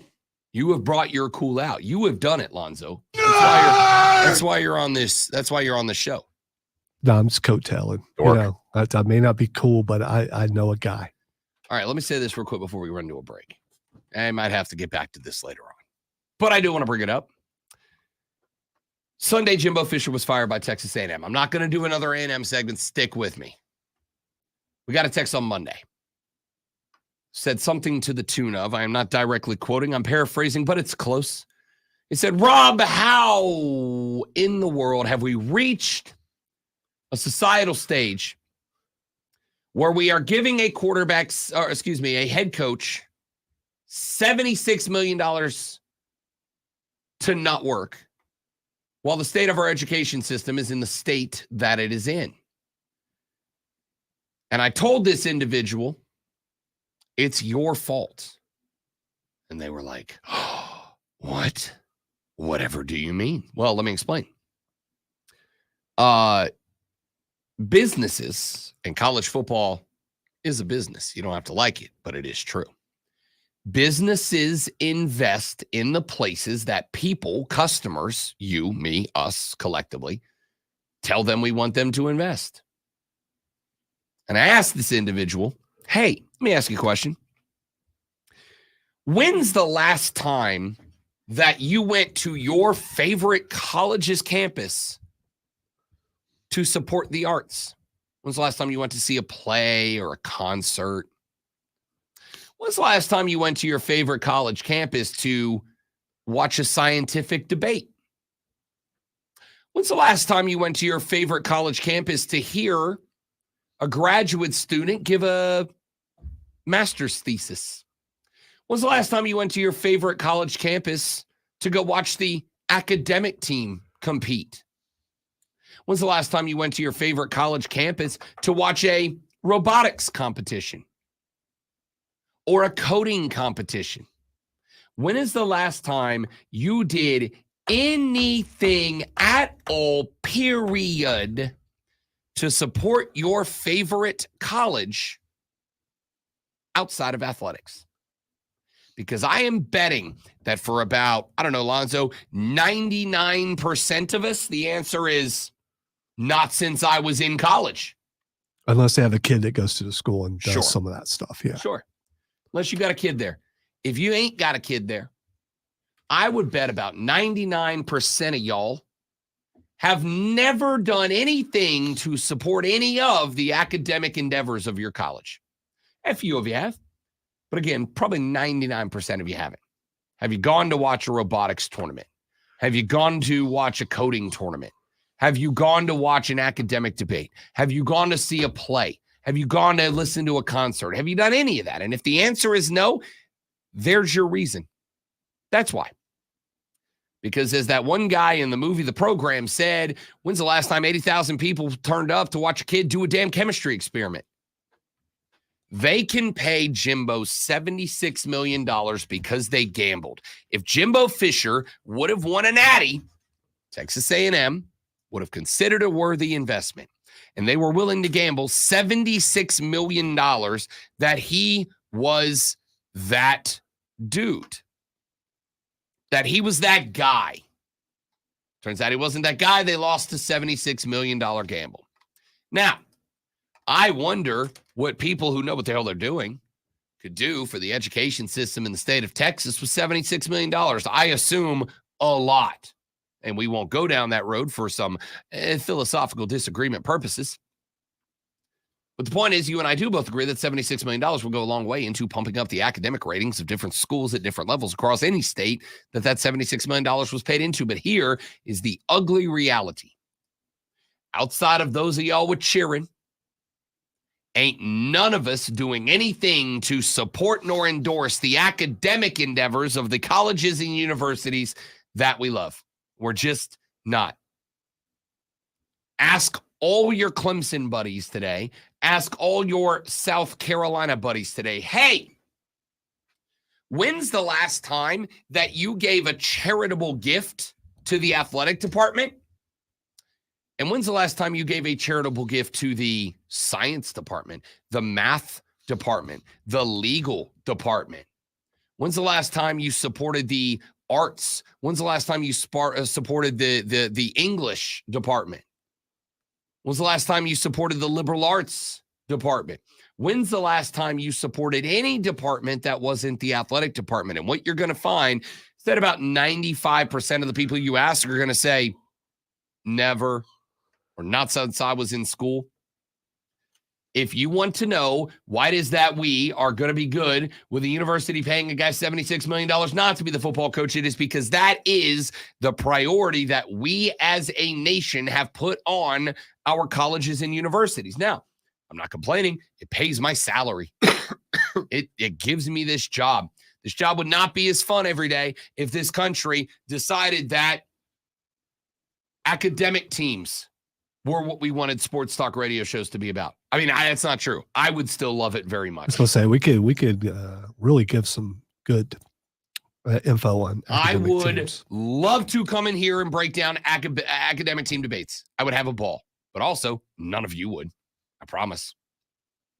Point here is, when you get mad about Jimbo Fisher getting $76 million to not be a coach anymore, I just want you to remember the organization that decided to hire this guy, the organization that put this whole thing together, and the organization paying him the $76 million is the organization that every Aggie fan sends money to make that happen. And it is the same level organization that you, when you donate to your favorite athletic department, you're just giving to their counterpart. That is what we have decided is okay. I've decided it's okay if Lonzo does a sports flash now. Thank you for permission. A few big scores in college hoops last night. Number 1, Kansas escaped number 17, Kentucky, 89-84 with a 24-point effort from guard Antonio Reeves. The Wildcats shot just 33% from the floor. Number 9, Duke escaped number 18, Michigan State, 74-65, despite a late push from the Spartans. 3 Duke starters had double digits, while Caleb Foster added 18 off the bench. After an embarrassing loss to Denver on Monday night, the Buffalo Bills will partner Josh Allen with a new offensive coordinator after firing Ken Dorsey from the position. Quarterbacks coach and former Carolina Panther offensive coordinator Joe Brady will elevate into Dorsey's office. The most recent coach to dismiss any connection to the open Texas A&M job is Colorado Chief Deion Sanders. Asked about interest in the position, Deion said, "I'm good." We are your home for Furman basketball. Tune in tomorrow at 6:30 as the Paladins take on Liberty.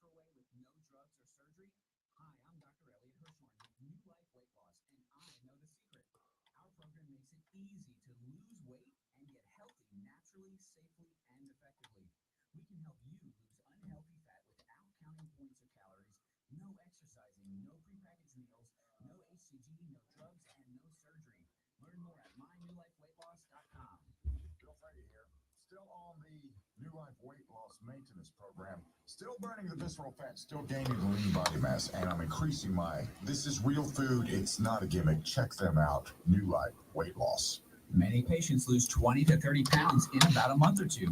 For your free private weight loss consultation, call 864-203-4290. That's 864-203-4290 or online at Good morning. Good morning.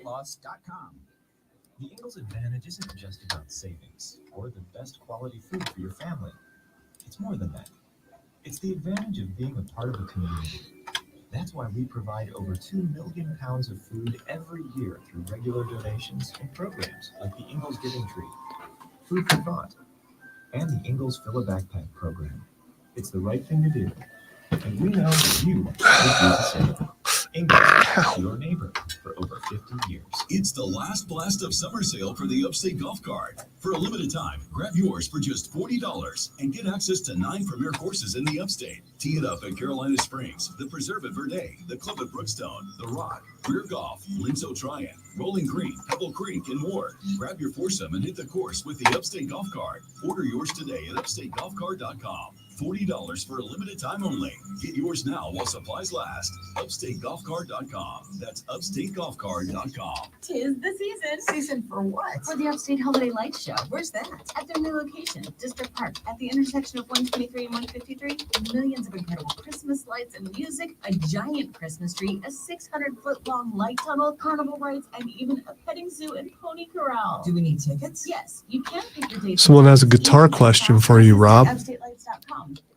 I am still on. I want to get a new guitar. I'm still playing my 50th anniversary Fender Strat with the double humbucker.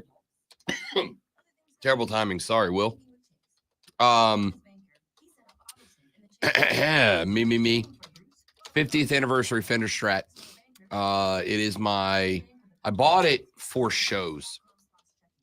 And then it just turned into my all the time guitar. I've got a orange amp, practice amp that I use when I'm at the house. It is a beautiful amp. To the point that the next thing I'm going to invest in is going to be buy, not an investment. I'm buying If it brings money, then it's an investment. It will not bring money. Okay. I plug straight into our PA when we play gigs. Oh, okay. All right. So you got a straight up sound. sound guy that does all. Okay, that helps. So we dial in our sound up front. We do a full band sound check before we start, and then we have a guy.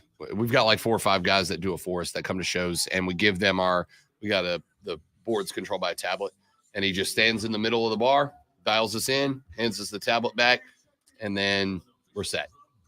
So the amp is 100% for my in-home entertainment. It never leaves. Upstate Lights, first break. I'll answer that when we come back, Trey.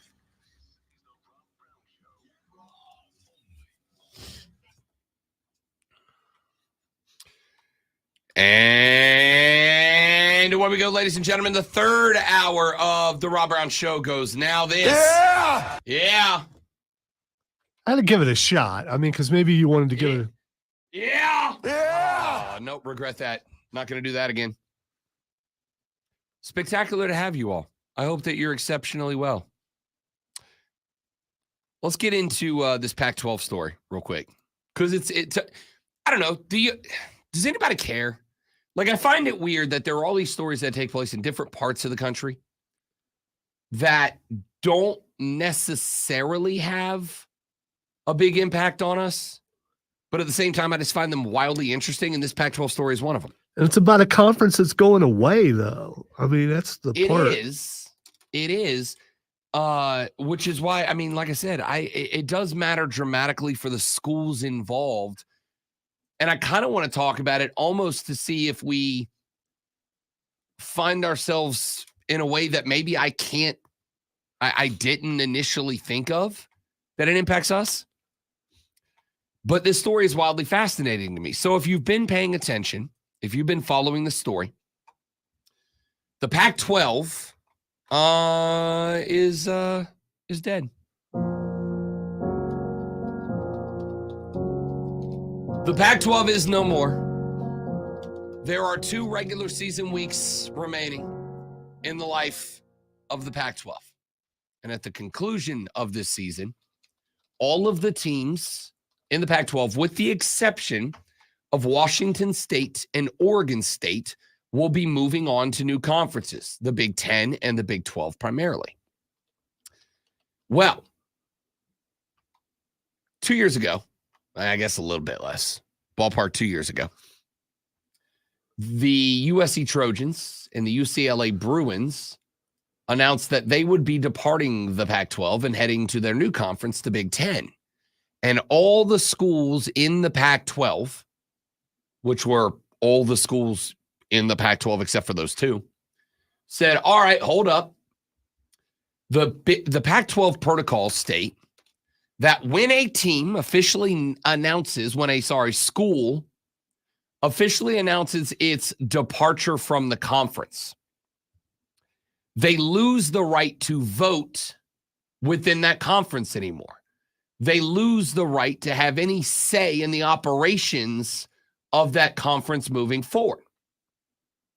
And all the schools agreed and said USC and UCLA no longer get a say in what is going to happen to the assets of the Pac-12. And they all agreed, and USC and UCLA said, you're right, we signed up for that. We're good with that. We're out anyway. We don't care. Bye, Felicia.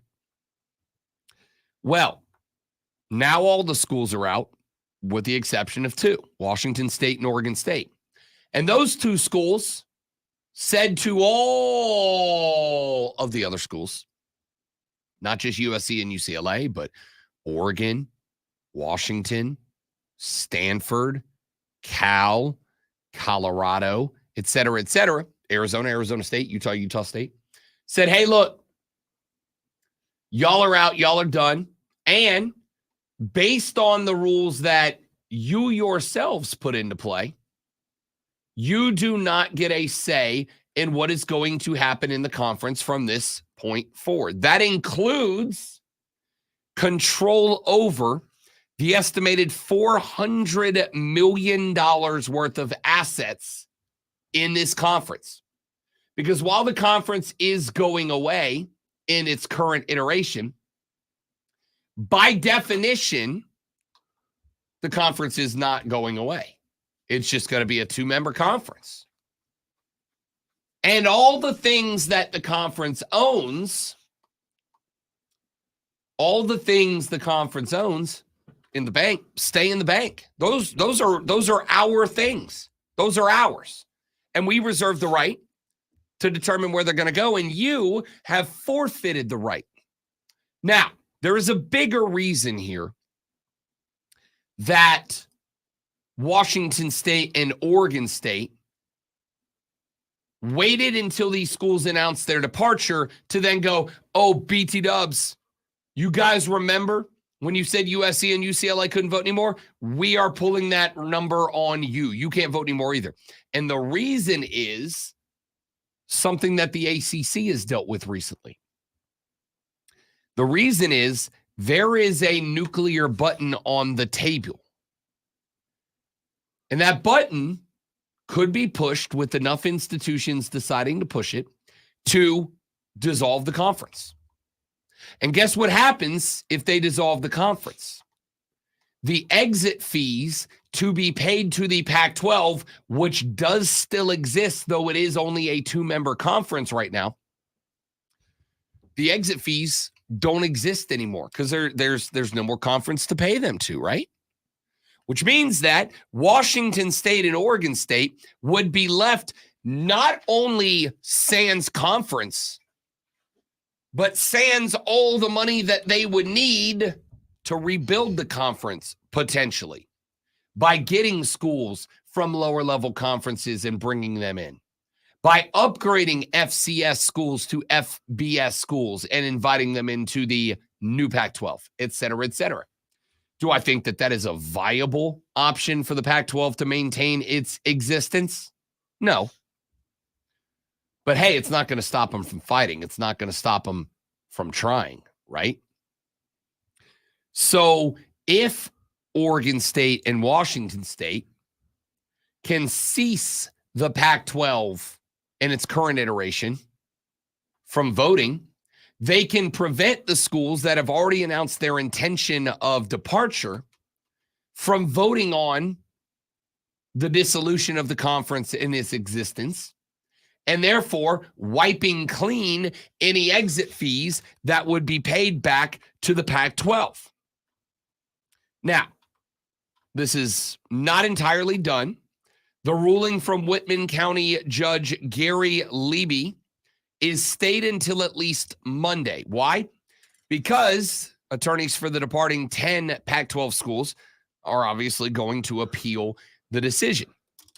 According to Ross Dellinger of Yahoo Sports, depending on a timeline for the appeals process, the case could continue for months without a resolution. Leby's ruling is a sign that the Cougars and the Beavers are in a position to win the case against the departing Pac-12 programs over control of the league's decision-making. At the center of the case, control of more than $400 million this year in Pac-12 revenue from TV contracts, the Rose Bowl, and the NCAA basketball tournament. That revenue is normally distributed to each school, starting with installments in December, with each school due between $35 and $40 million. With the announcement of the exits of those 10 Pac-12 schools, with the exception of Oregon State and Washington State and Oregon State now control those distribution rights, granting the schools the ability to use that revenue in different ways, including withholding it entirely from those exit schools. Now, in the ruling, Judge Leby described this as a modified preliminary injunction. He said it is, quote, not a shutout, and ordered that the 10 departing schools be treated, quote, in a fair manner, end quote. He said he does not believe that Washington or Oregon State will make any decisions that, quote, directly harm the 10 members, end quote. And that if they do, the court will hear about it and they would likely be back to fight over that as well. There were well over 2 hours worth of hearings. Both sides argued that the unknown was a good enough reason to do the thing that they wanted done. Oregon State and Washington State said, look, we have no idea what the hell is going to happen when these 10 schools are gone. And we don't want to be left in a spot where we just lose our athletic departments because we can't make money anymore. This money is what will float us until we figure out our future. The 10 schools that are leaving said, whoa, they can't have all that money. They can't have unilateral control over that money, because if we don't get our checks this year, we don't know what happens to our program. It's going to be a year before we start catching checks from our new conferences, and we don't know if we can survive without that money. And the court basically said, all right, here's the deal. You all did agree to this when USC and UCLA left, that they don't have voting rights anymore, and so therefore it's only fair you follow your own decisions. On the flip side, Washington State and Oregon State, you can't just say you get nothing. You can't just tell them that you're not getting a red dime out of us. Not happening. Because you will kill those programs too. The truth has got to be somewhere in the middle. It's like a parent when their youngest and their oldest kids start arguing over who gets the cookies. Well, I ain't found the cookies. Well, I called dibs on the cookies. All right, well, you can't just have all the cookies. You got to share the cookies. Well, I found the cookies. He said he didn't want cookies yesterday, so he shouldn't get cookies today. Just stop. Just share the cookies, all right?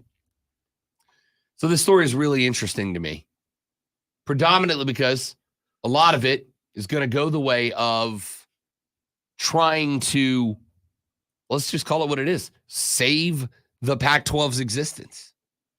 Just save the existence of an entire Power 5 conference. And I don't know how that plays out at all.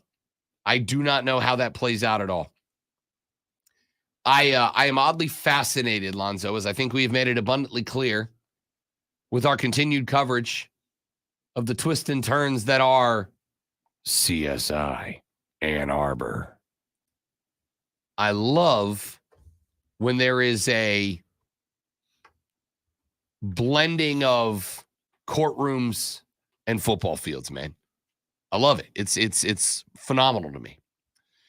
Texture said the hateful eight should have thought about that before destroying tradition. I mean, all they thought about was, ooh, Big Ten, more money. Ooh, Pac-12, more money. I mean, Big 12, more money. We got the hookup. Holla if you hear me. Because at its core, I think this is part of the fascination for me. At its core, Lonzo, is college football fans having to take a step out of their world of idealism in which college football is pageantry and tradition and pomp and circumstance and passion, and realize that no, it's not. It's money. It's nothing but money. It's always been nothing but money. It's only going to get progressively more about the money. This is about, they don't give a good gosh darn about your traditions or your pageantry or your pomp and circumstance unless they are figuring out how to monetize it. That's all.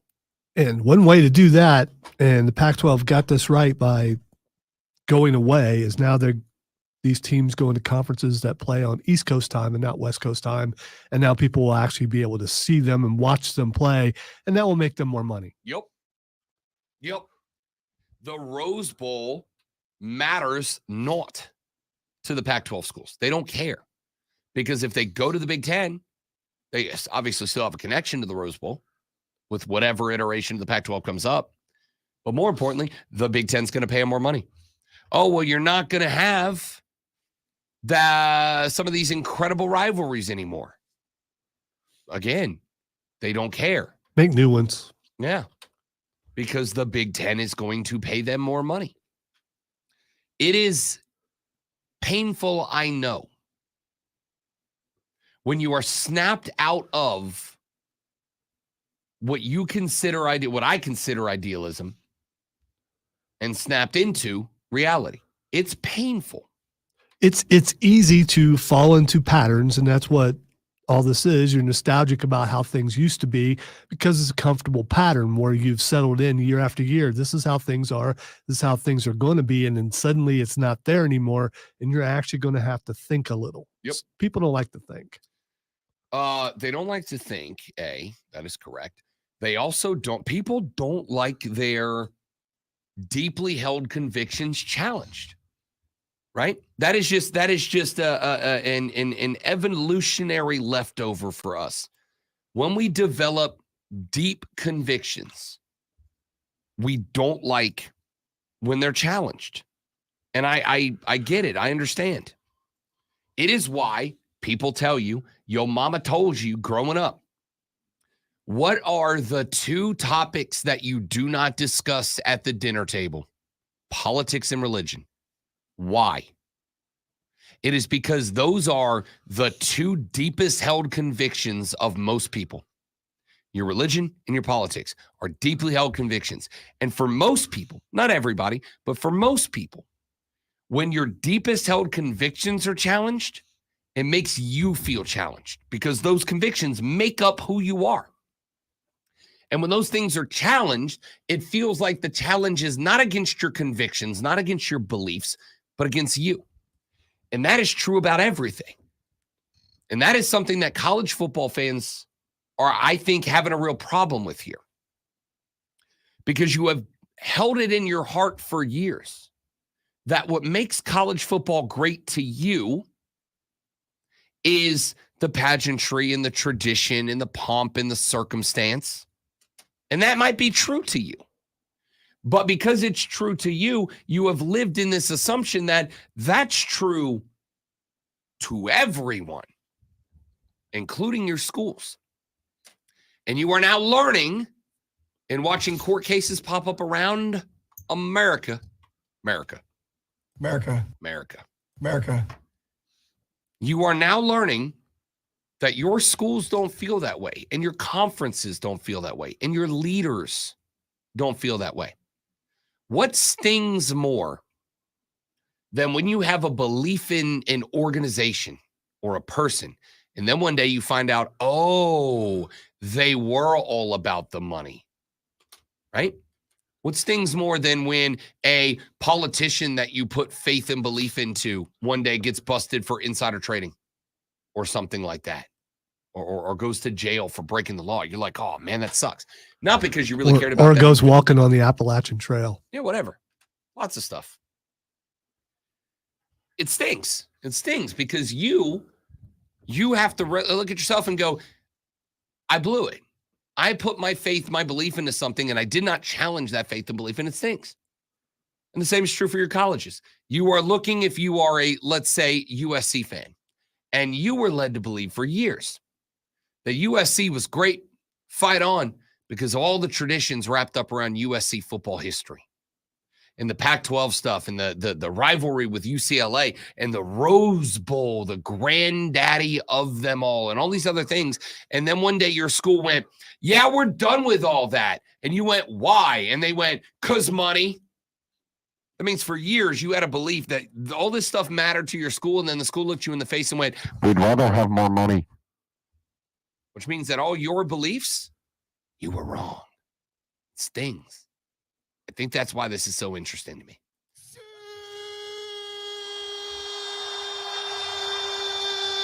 What the hell you guys say politely? I want to take a tinkle. I went to take a tinkle. It came back. That's polite, right? Tinkles. I went to take a tinkle. It went back. We're back after this on the Rob Brown Show. We're back after this on the Fan Upstate. Lights. All right, guys. Quick live read right here, and then we're right back. Don't go anywhere.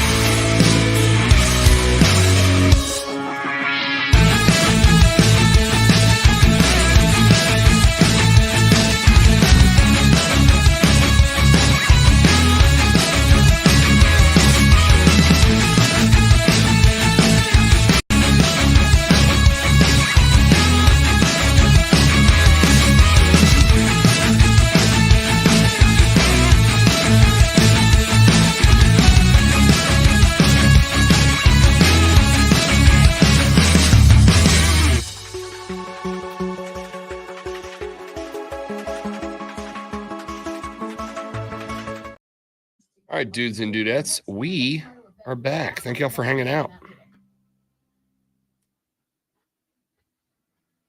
At Granger, we're for the ones who specialize in saving the day and for the ones who've mastered the art of keeping business moving. We offer industrial grade supplies for every industry with same-day pickup and next-day delivery on most orders, all backed by real people ready to help. So you can get the right answers and products right when you need them. Call clickgranger.com or just stop by.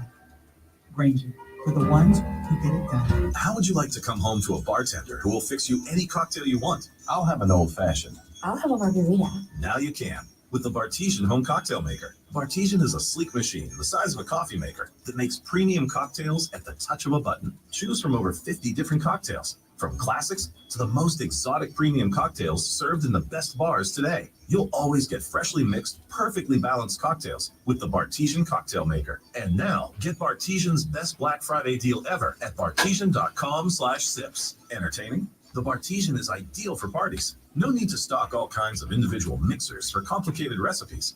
Every guest gets the cocktail of their choice in seconds. The Bartesian makes a wonderful gift for anyone who loves a fine premium cocktail. Now get Bartesian's best Black Friday deal ever. It's available right now only at bartesian.com/sips. That's BARTESIAN.com/sips for Bartesian's best deal ever. Only at bartesian.com/sips. Have you been wanting to find the secret to losing weight and getting healthy the natural way with no drugs or surgery? Hi, I'm Dr. Elliot Hirschhorn with New Life Weight Loss, and I know the secret. Our program makes it easy to lose weight and get healthy naturally, safely, and effectively. We can help you lose unhealthy fat without counting points or calories, no exercising, no prepackaged meals, no HCG, no drugs, and no surgery. Learn more at mynewlifeweightloss.com.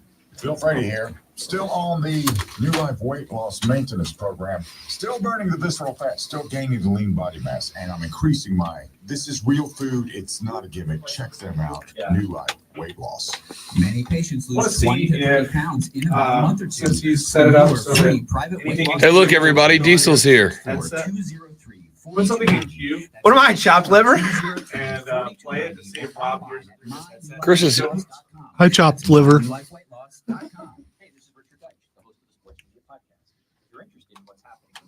I had a question for you. I'm trying the thing first. Hold on. Would I find this entertaining if I was sitting on the couch watching the game, or would this be a nuisance? Would this get in the way? Does it enhance the enjoyment for the viewer? Do you hear that? Put your headphones on. Yeah, he'll hear it.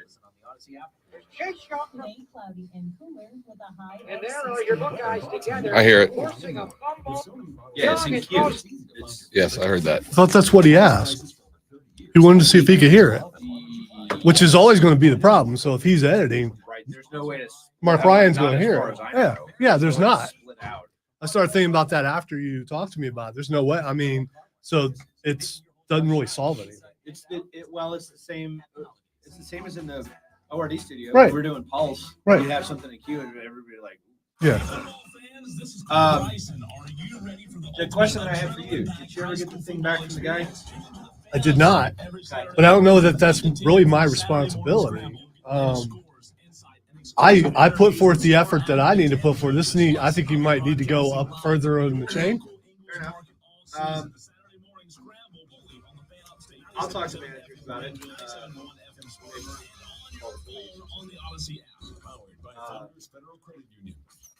Because I don't know what else I could do. Fair enough. Yeah. I wanted to check it. Yep.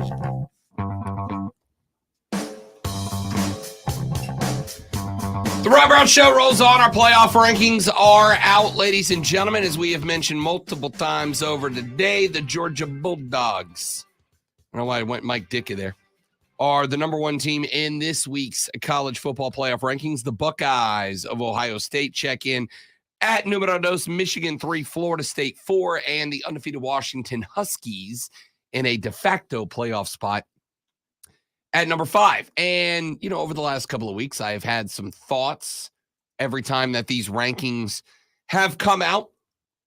And I did so again last night. And I thought I would bring them to you for conversational purposes. You're welcome, Lonzo. That's what I'm here for. Make your life better. Let's start with this one. I don't know how it's going to make my life better, but you go ahead. Just by being here. You Well, know? that is true. You are a joy. You are. I've been called worse. So let's start with this. If you don't like compliments, I can go the opposite if you need me to. You spent all day yesterday doing that. I did. don't need it again. I did. Yeah, but you got me with the Michigan thing. My wife's still mad about that, by the way. Sorry, Miss Lisa. 9-1 Oregon, 9-1 Texas, 9-1 Alabama, 9-1 Louisville. There's a log jam, and we know that for a fact. At least one more team will be joining those ranks. The loser of the Ohio State v. America's team game that is going to take place next Saturday. Those two teams, Michigan and Ohio State. Ohio State and America's team. America will play, and the loser will become a one-loss team and will drop down into the ranks with Oregon, Texas, Alabama, and Louisville. That's made some people mad. There are a lot of people like me not happy with him calling himself America's team. Sorry, Lonzo, you're American, so you're a Michigan fan now. It's not the rule. Don't do it. Don't do it, because it's not rules. Those are Jim Harbaugh's rules. He said it. Because even though you're wearing a hat, I know what's underneath it. That's all I'm saying. So, how, once either Ohio State or Michigan join the one-loss teams, how in the world are we going to determine should it be necessary? Because let's make abundantly clear before we get into this, there is a universe, and honestly, not an unfathomable and unlikely, but not an unfathomable universe in which we have 4 undefeated teams. Georgia, as we have mentioned. But that takes care of the problem, though. I mean, if you have 4 undefeated teams and you've got one on the outside in Washington, you move them up, boom, it's done. There is no more argument. I agree, except for 2 things. Number 1, I think it is more likely than it is not that we have at least 2 of the remaining 5 undefeateds take a loss outside of the Ohio State-Michigan game. Georgia's got to play Alabama. I'm going to tell you right now, I like Alabama in that game.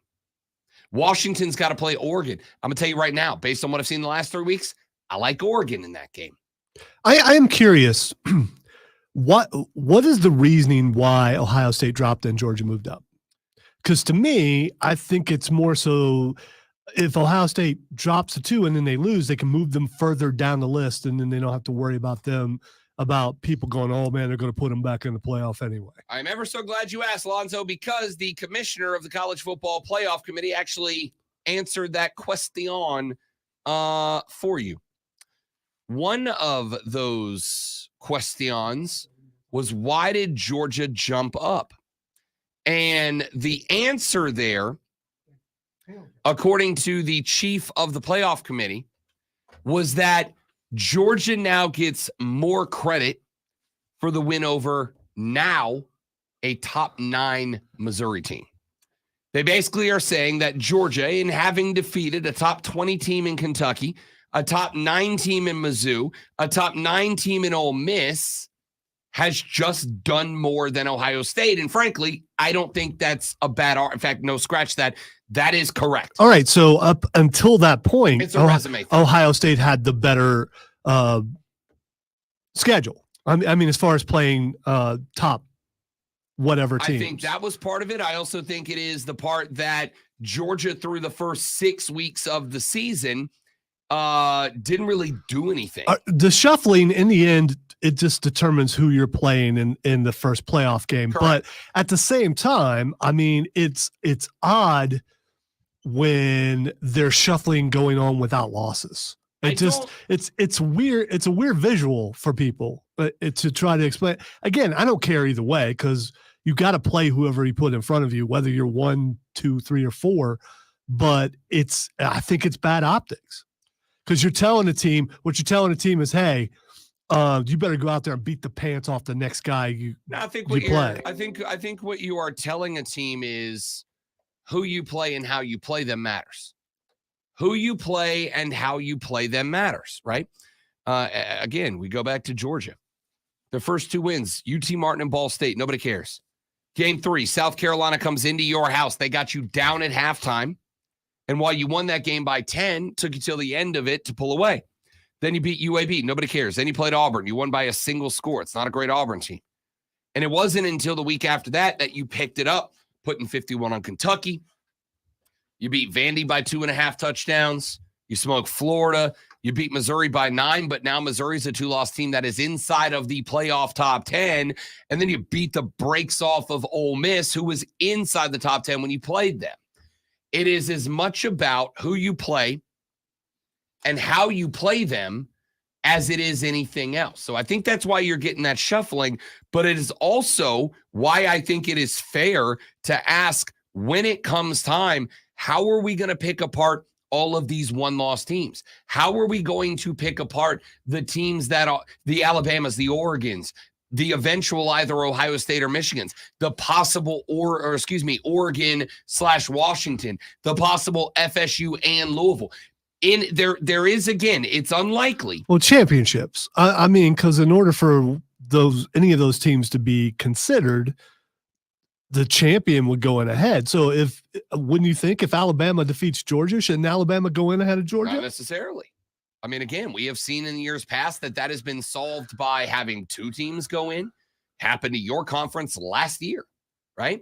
So that is not having the conference championship is not always the determining factor. Yes, on its surface, you would go conference champion, especially if the 2 teams that are in question are both one-loss teams. I go, okay, Alabama just beat Georgia. How can Georgia go in ahead of Alabama when Alabama just on the field? That's the reason we've always wanted the playoff is we want to see who wins on the field, not on paper, not in a computer system, right? That's why we went playoffs.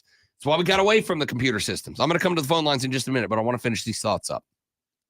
So if, let's say hypothetically, Oregon beats Washington in the Pac-12 championship, Louisville beats Florida State in the ACC championship, Ohio State beats Michigan in the Big Ten de facto championship at the end of the year, their one-loss team, and Alabama beats Georgia. Let's say we end this year with one undefeated team, and it's the big. Hell, let's say somebody loses that game. The winner of the Big Ten Michigan-Ohio State game goes on and loses the Big Ten championship game. All right, we can have 13 one-loss teams. No, we can't. We can have 9 one-loss teams. But we had 9 one-loss teams in the mix right now, right? How are we going to figure that out? And the answer is just like we figured out, or just like they determined, they used the criteria to determine to move Georgia ahead of Ohio State. It is going to 100% come down to this year more than ever before who you played and how you played them, the schedule, and Lonzo's eye test. Now, I hate the eye test. I hate it because people tend to fall to recency bias when you're using the eye test. What have you done for me lately? And to me, we play a 12-week schedule, a 12-game schedule. See, that makes it sound like that you're saying what happens on the field doesn't matter. No, I think it does matter, but I think it matters as much in week 1 as it does in week 14. I think it matters as much in week 2 as it does in week 14. And I think when you go eye test, a lot of people forget about week 2, 3, 4, and they focus on week 12, 11, 12, 13, 14. And I think that's an unfair way to handle it. So this is this has the potential to go one of 2 ways. We're either going to end up with 4 undefeated teams and none of this matters, or we're going to have 3 spots for one-loss teams. And then we get to determine who goes in, and we're going to have a lot of conversations. And then none of those are going to matter because we're going to 12 teams next year. You want to go to break or take a call before we do? I'm putting it on you. Yeah, it's kind of messed up. We need to take a break to stay on the clock. Sorry. Texter or caller, if you are on the line, stay there. I will get to you immediately coming out of the break. Your phone calls are welcome. 844-326-3663, 844-326-3663. Text us 71307. Start your text with FAN. We'll take your calls on the flip side on the Rob Brown Show in the Fan Upstate.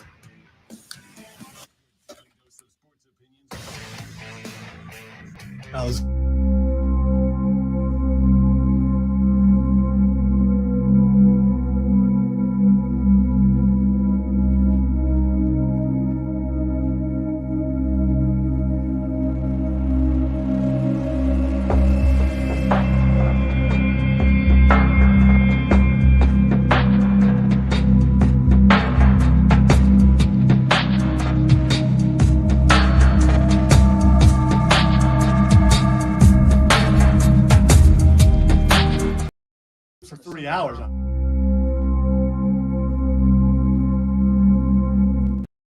All right, dudes and dudettes.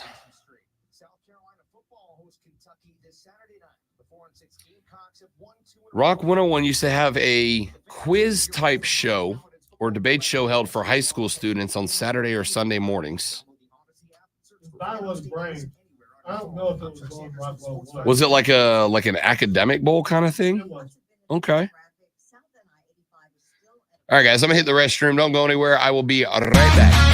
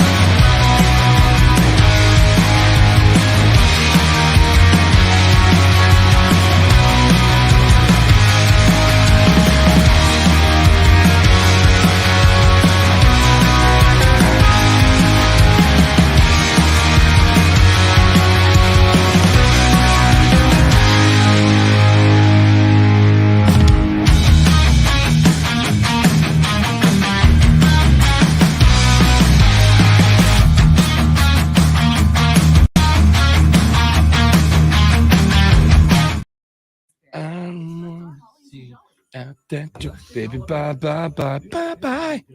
Don't want to be a fool for you. Just another player in your game for two. I was on in the bathroom and started singing it while Lee was in there. And now I wonder what he thinks of me as a person. I'm guessing didn't change his opinion either way. Yeah, we've worked together long enough. He knows I know NSYNC. That comes as a surprise to precisely no one. Well, I didn't know it was NSYNC until just now. I knew it was a boy band, but it was one of them.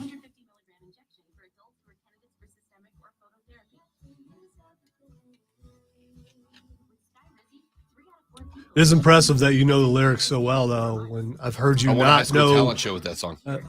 Okay, because I've Me and heard the boys you knew the not whole- know other lyrics. We knew the that whole well. dance to that song.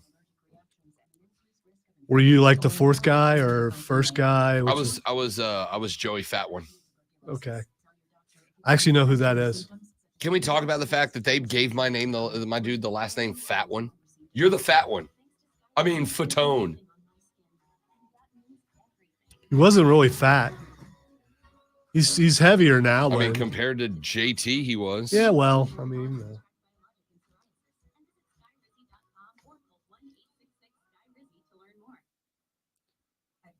who, according to Britney Spears, is not a very good guy.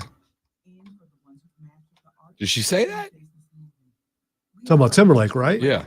You didn't see the whole I deal saw a story about she got an abortion. the abortion, and supposedly he sit there and played a guitar while it was going on, and there was just a bunch of stuff. It's all internet stuff, and I'm not going to get into it too deep. But if it shows up, I'll look at it and see.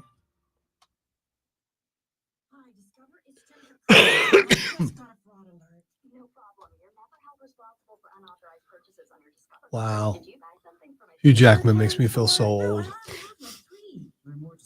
He's doing squats, man. That's just, oh my God. How much weight is that?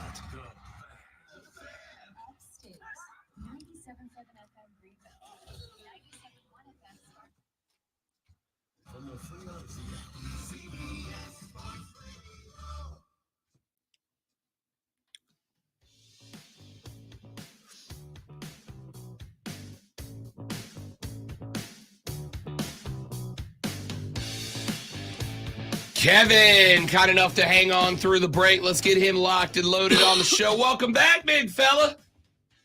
What's happening, man? What's going on, fella? Nah, doing good, buddy. How you doing? Oh, hey, man, I'm about to find out this Friday, man. I'm first Friday. I ain't had nothing to do in a long time, man. Yeah, you and me both, big fella. You and me both. Hey, man, it's like both of us in upstate up here. Other than going to see Gabson, man. Hey, man, everybody got sent packing last week. Man, bro. it was a bit of a purge for the upstate. Got a couple of teams still alive and playing. We're gonna have the Move of the Chains fellas on Friday to break down the remaining playoff teams. But yeah, you and me a little bit disappointed with the outcomes last Friday for sure. Disappointed with that. I tell you what, Chester came to play some football, man. They came with a physical brand of football that we have not saw all year long. Like we were aggressive most of the year, but when I tell you Chester came with, I'm gonna punch you in the face, and if you don't like it, I don't know what to tell you. I'm gonna do it again. Like that's just the way it went. Yeah. Hey man, I like that football. Don't get me wrong, I love it. But what we do is pick up off some of that and take that into next year. Yeah, I think that there's absolutely going to be a future for the Chapman Panthers without a doubt. I like that team. I'm interested to see with another year of development under a new coaching staff, kind of the direction that they take. And more importantly, and this is where it kind of gets real fun, there is, I mean, let's be real. There's a transfer portal in high school football nowadays, right? Like it's an ugly reality that a lot of people don't like to address, but there are going to be a lot of teams that are a lot of teams going to see a lot of talent that move out and move in. And a lot of that is based on how your season ended and what the end looked like, whether it's a state championship or getting bounced from, upset in the playoffs, etc. And I got to think with what Chapman accomplished this year, that's got to be a school that ends up becoming a destination for a lot of kids. I hope so, man. All these houses that's going up between Barton Springs, off number 9 and all that good stuff, man.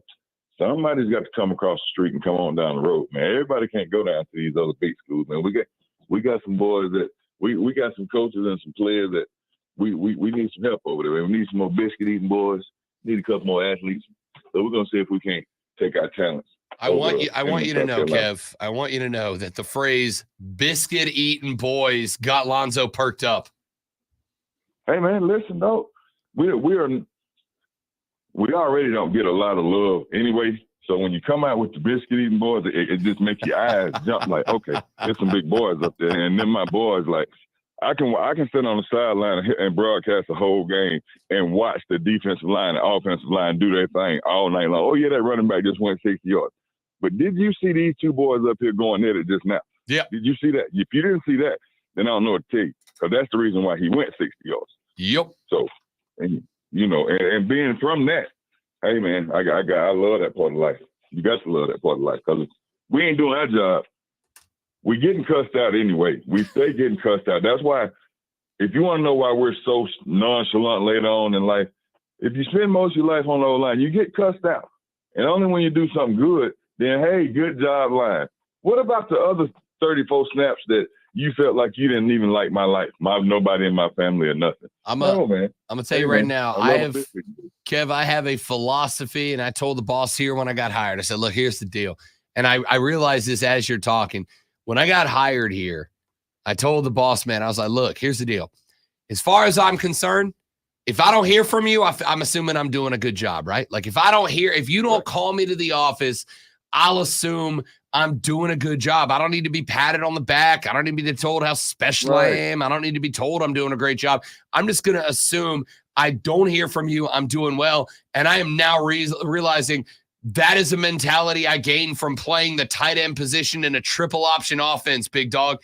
Like if you aren't getting yelled at, you're doing a job. That's it. Yeah, perfect. There it is right there. Hang that on the nail and let some people in the back get some of that, man.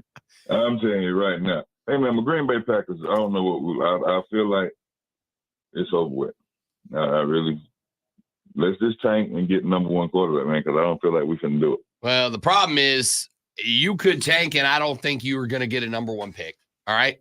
In fact, I would say everybody in the league could tank, and Chicago's going to have the number one pick. Right? Carolina's that bad.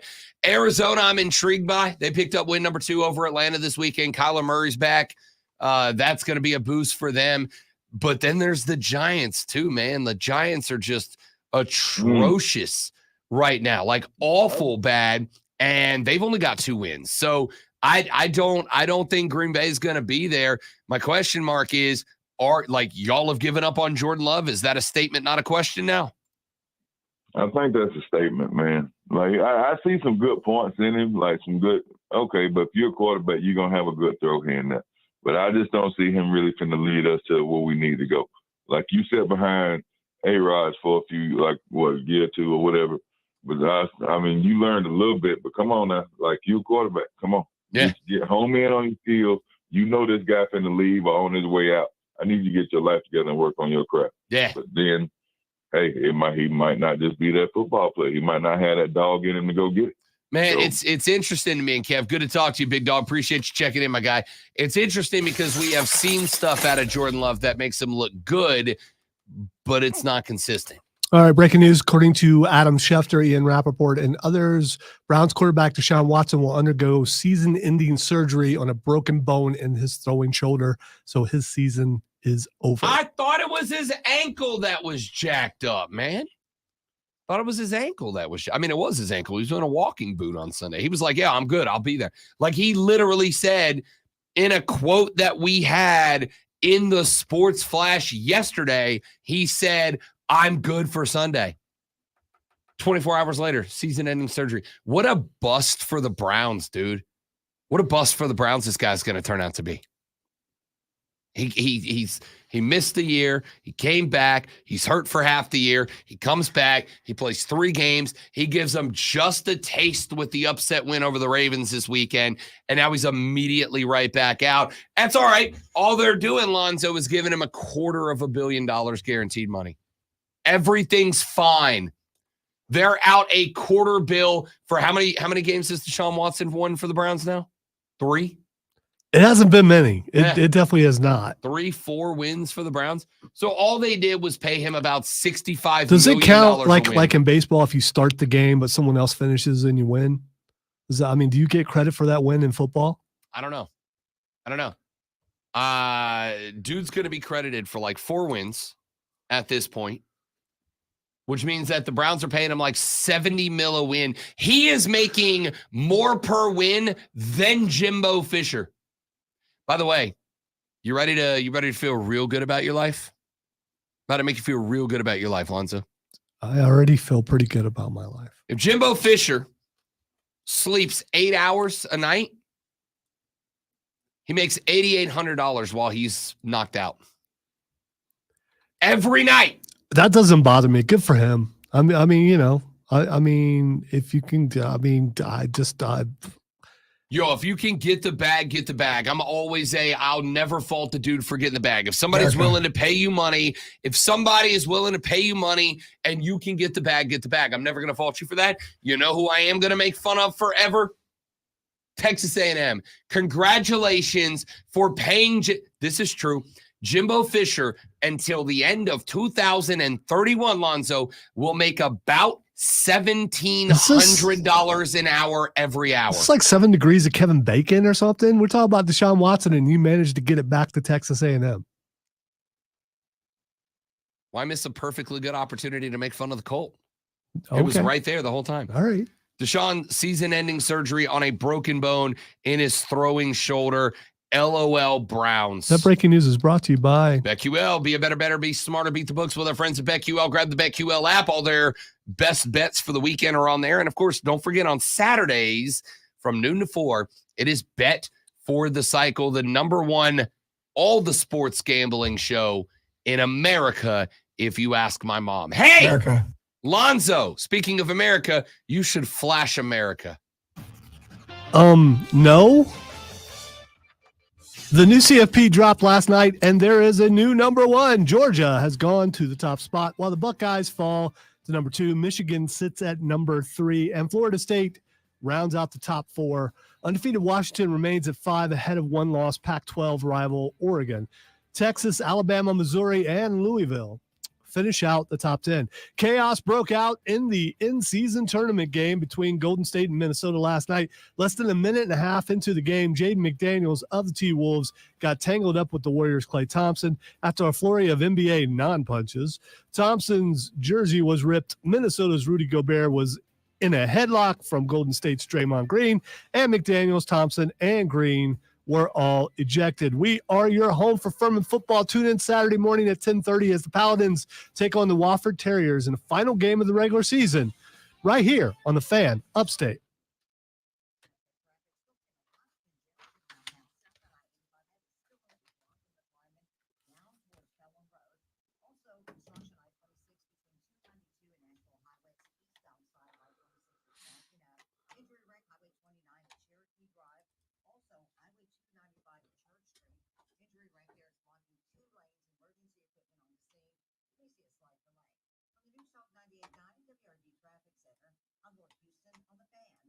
When people have a craving to explore new and traditional Asian cuisines, they head to P.F. Chang's, where scratch-made dishes come from the 2,000-year-old tradition of wok cooking. P.F. Chang's wanted to explore new possibilities for their website. They turned to AmericanEagle.com. AmericanEagle.com re-architected P.F. Chang's website, integrating multiple third-party systems to create a unified digital experience. The results? Improved page speed and performance, personalized content based on users' location, intuitive online ordering, an increase in organic search visibility, and a 40% increase in new users. For scratch-made Asian cuisine, visit your local P.F. Chang's or go to pfchangs.com for website design, development, digital. Back after this on the Rob Brown Show. We're back after this. Revenue and results. Visit AmericanEagle.com. I think that's why this is so interesting. AmericanEagle.com. Another example of the best businesses in the world. Turning to the best in the business for websites. Go to AmericanEagle.com or call 877-WEB-NOW1. That's 877-WEB-NOW1. We all hear the radio ads about the IRS. They tell you to be afraid, to be scared,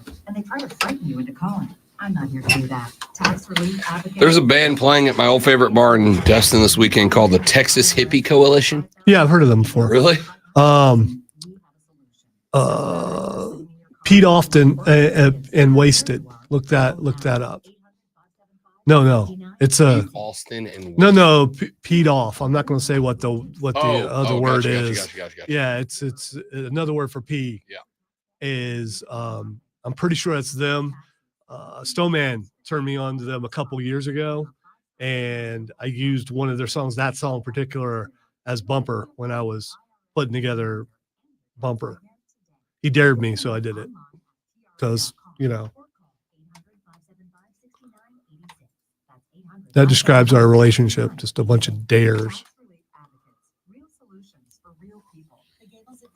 They're hard. Not diesel hard. Yeah. More like old time rock hard.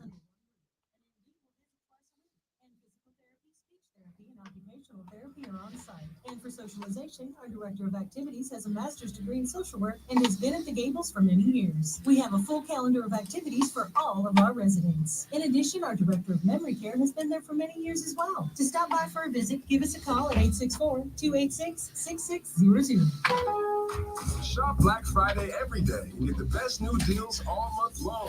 Only at Lowe's. Right now, shop the lowest prices of the year on select. Oh, man. Save an extra $100 for every $800 you spend on select major appliances.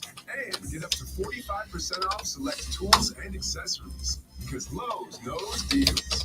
Bound through 11/15. While supplies last. Selection varies by location. I think it's wonderful you told us what happened in the NBA game and never told us the score. Yeah, that's my fault. Hey, this is Nick's. Ugh, my throat hurts so bad. There's no way I can sing tonight. Here, try these.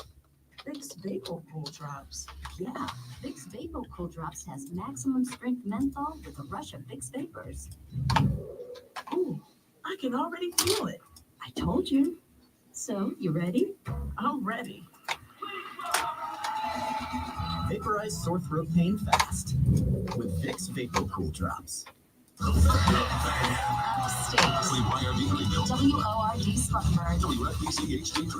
The official sports voice of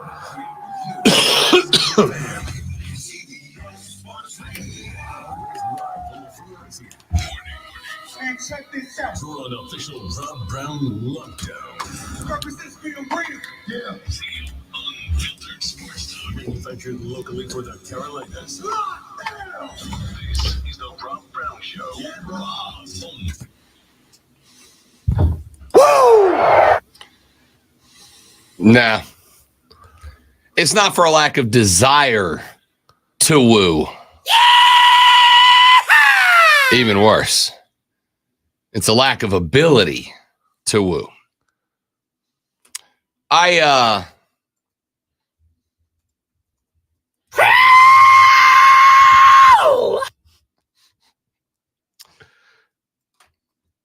That just fried my brain. I'm not going to lie. It just fried my brain. America. Hey, let me ask you how you feel about this. Detroit Lions Jameson Williams, former Alabama player, shared on his Instagram story yesterday his most recent visit to Mackie D's, the old McDonald's. Now, let me begin by saying that I am 100%, look at me, not above a McDonald's run. McDonald's is the comfort. It's always there when you need it. It's the quick, easy way to get a burger. It's going to be the exact same burger every time. Sometimes, yeah, but it's the fries, man. Sometimes that large fry, that's like you're eating a whole sack of potatoes. Yeah. Lonzo and I, every couple of weeks, I'll go on a Mackie D's run after the show. And I get myself my McDouble and a medium fry. Lonzo asked me to bring him back like a duffel bag of French fries. Yeah, whole duffel bag. I'm not against it. Jameson Williams showed us a very interesting way to eat the MacD's yesterday. Went on his Instagram story. He shared that he goes for the McDouble. So do I. I like the McDouble. It's like, not overwhelmingly large, but you get the second patty on there without having to go full Big Mac or what I used to go with all the time. I was a big double QPC guy. The McDouble's a nice little medium ground. I don't feel like I ate a house, but I still get 2 patties. All right. I also, Zoe, am a fan of the Oreo McFlurry. Right? If I'm hitting the Mackie D's, there's a better than average chance I am getting the Oreo McFlurry. The lady gets the M&M McFlurry. It's a good combination. Speaking of combinations, Jameson Williams, shared on his Instagram yesterday, Lonzo, that he got his McDouble, he got his Oreo McFlurry, and then he placed the Oreo McFlurry onto the McDouble and ate it that way. Just took the ice cream out of the cup, put it straight on the patty, slapped the top bun back on, and that's how he rolls. Yeah, I don't have a problem with it. It might be messy. I mean, you got to eat it pretty quick because the ice cream's going to melt. But am I supposed to be disgusted? Because I'm not. I'm not going to lie to you. I don't know how I feel. It's just like drinking milk when you eat your hamburger, I guess, right? No. Ice cream, milk. There has never been a day where I'm like, can't wait for a big burger and a glass of milk. Well, that's called school. No, that's called I hate cows. Okay. Oh well, okay. Taking everything from the cows. No, there's no world in which I ever would go hamburger and milk. Not even chocolate milk? Nope. So back in school, I realized you went to a higher level school than I did. So milk was not because milk was our only option. Milk So- was your only option? Yeah, so you had to drink milk. Well, if you had a little bit of cash, you could buy what people here would call a soda and people there would call a pop correctly. But yes, milk was your only option. So milk and a hamburger, yes, because that's what you had. That sounds awful. What were your options? Water, Coke, apple juice, orange juice. So that came with the meal, or you just had extra money each day to do that? Oh no, I had buy my own lunch money. Okay, because when you got free or reduced lunch, you have to give them a ticket, so you get either the free lunch or you get the. I mean, it's No, you take what they give you. No, I pulled out the 100, bought my lunch, told them keep the change every day. I'm not really trying to do this thing, but it's the thing is being done. And granted, you went to high school like a decade later than I did. A decade? Yeah, all right, like 15. When did you graduate high school? 1986. Yeah, I was a year old All right. when you graduated high So school. a decade or so. Yeah, no, and, a decade. and so maybe things had changed at my school also. I doubt it, but maybe. I want to go back to Jameson Williams here. Okay. Well, I'm fine with it. ice cream because and milk are the same thing. It's just a different form of milk. I don't know how to feel right now. I don't know how to feel There's right now. one way to solve this. And there's a part of me that's like, yo, after the show, we got to run to Mickey D's real quick. I mean, And it's then just right there's down a the part road. of me Yeah, that's but like, the machine will probably be broke because that's usually how it works. But there's a part of me that's like, no way. He's getting roasted on X, formerly known as Twitter. I think that's what I'm going to officially call it. X, formerly known as Twitter. At Chase KR8 said, no way Jameson Williams put an Oreo McFlurry on a McDouble in front of God and all his children. At Pass the Punt said, Jameson Williams puts McFlurry on a cheeseburger. Adjust your wide receiver fantasy rankings accordingly. At Michael Ropine said, putting a McFlurry on a burger automatically makes Jameson Williams a bust. And at NYC King just replied, nah. He got a lot of this ain't it. Well, I guarantee you, if you and I don't do it, this is probably happening Saturday. So, I mean, you buy one McFlurry, that'd be enough to go around to 4 or 5 people because he's just putting a scoop on, right? No. Like a spoonful?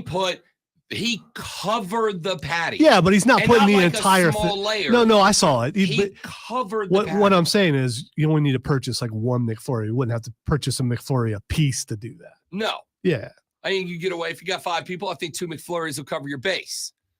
My point here is I saw it and I do not know how I feel. I am wrestling All with right. my emotions right now. We did a story on this, I think a month ago. There's a girl in Australia. I said girl, a teenager, 20 something, an influencer in I believe Australia, who put McFlurries between 2 hash browns. And again, doesn't sound that like it's disgusting or anything. We wondered how in the world she was able to get a McFlurry and hash browns at the same time, but it's Australia. Maybe they do things differently because it's different times of day. I don't know if you can get a McFlurry like every hour of the day. I don't know that.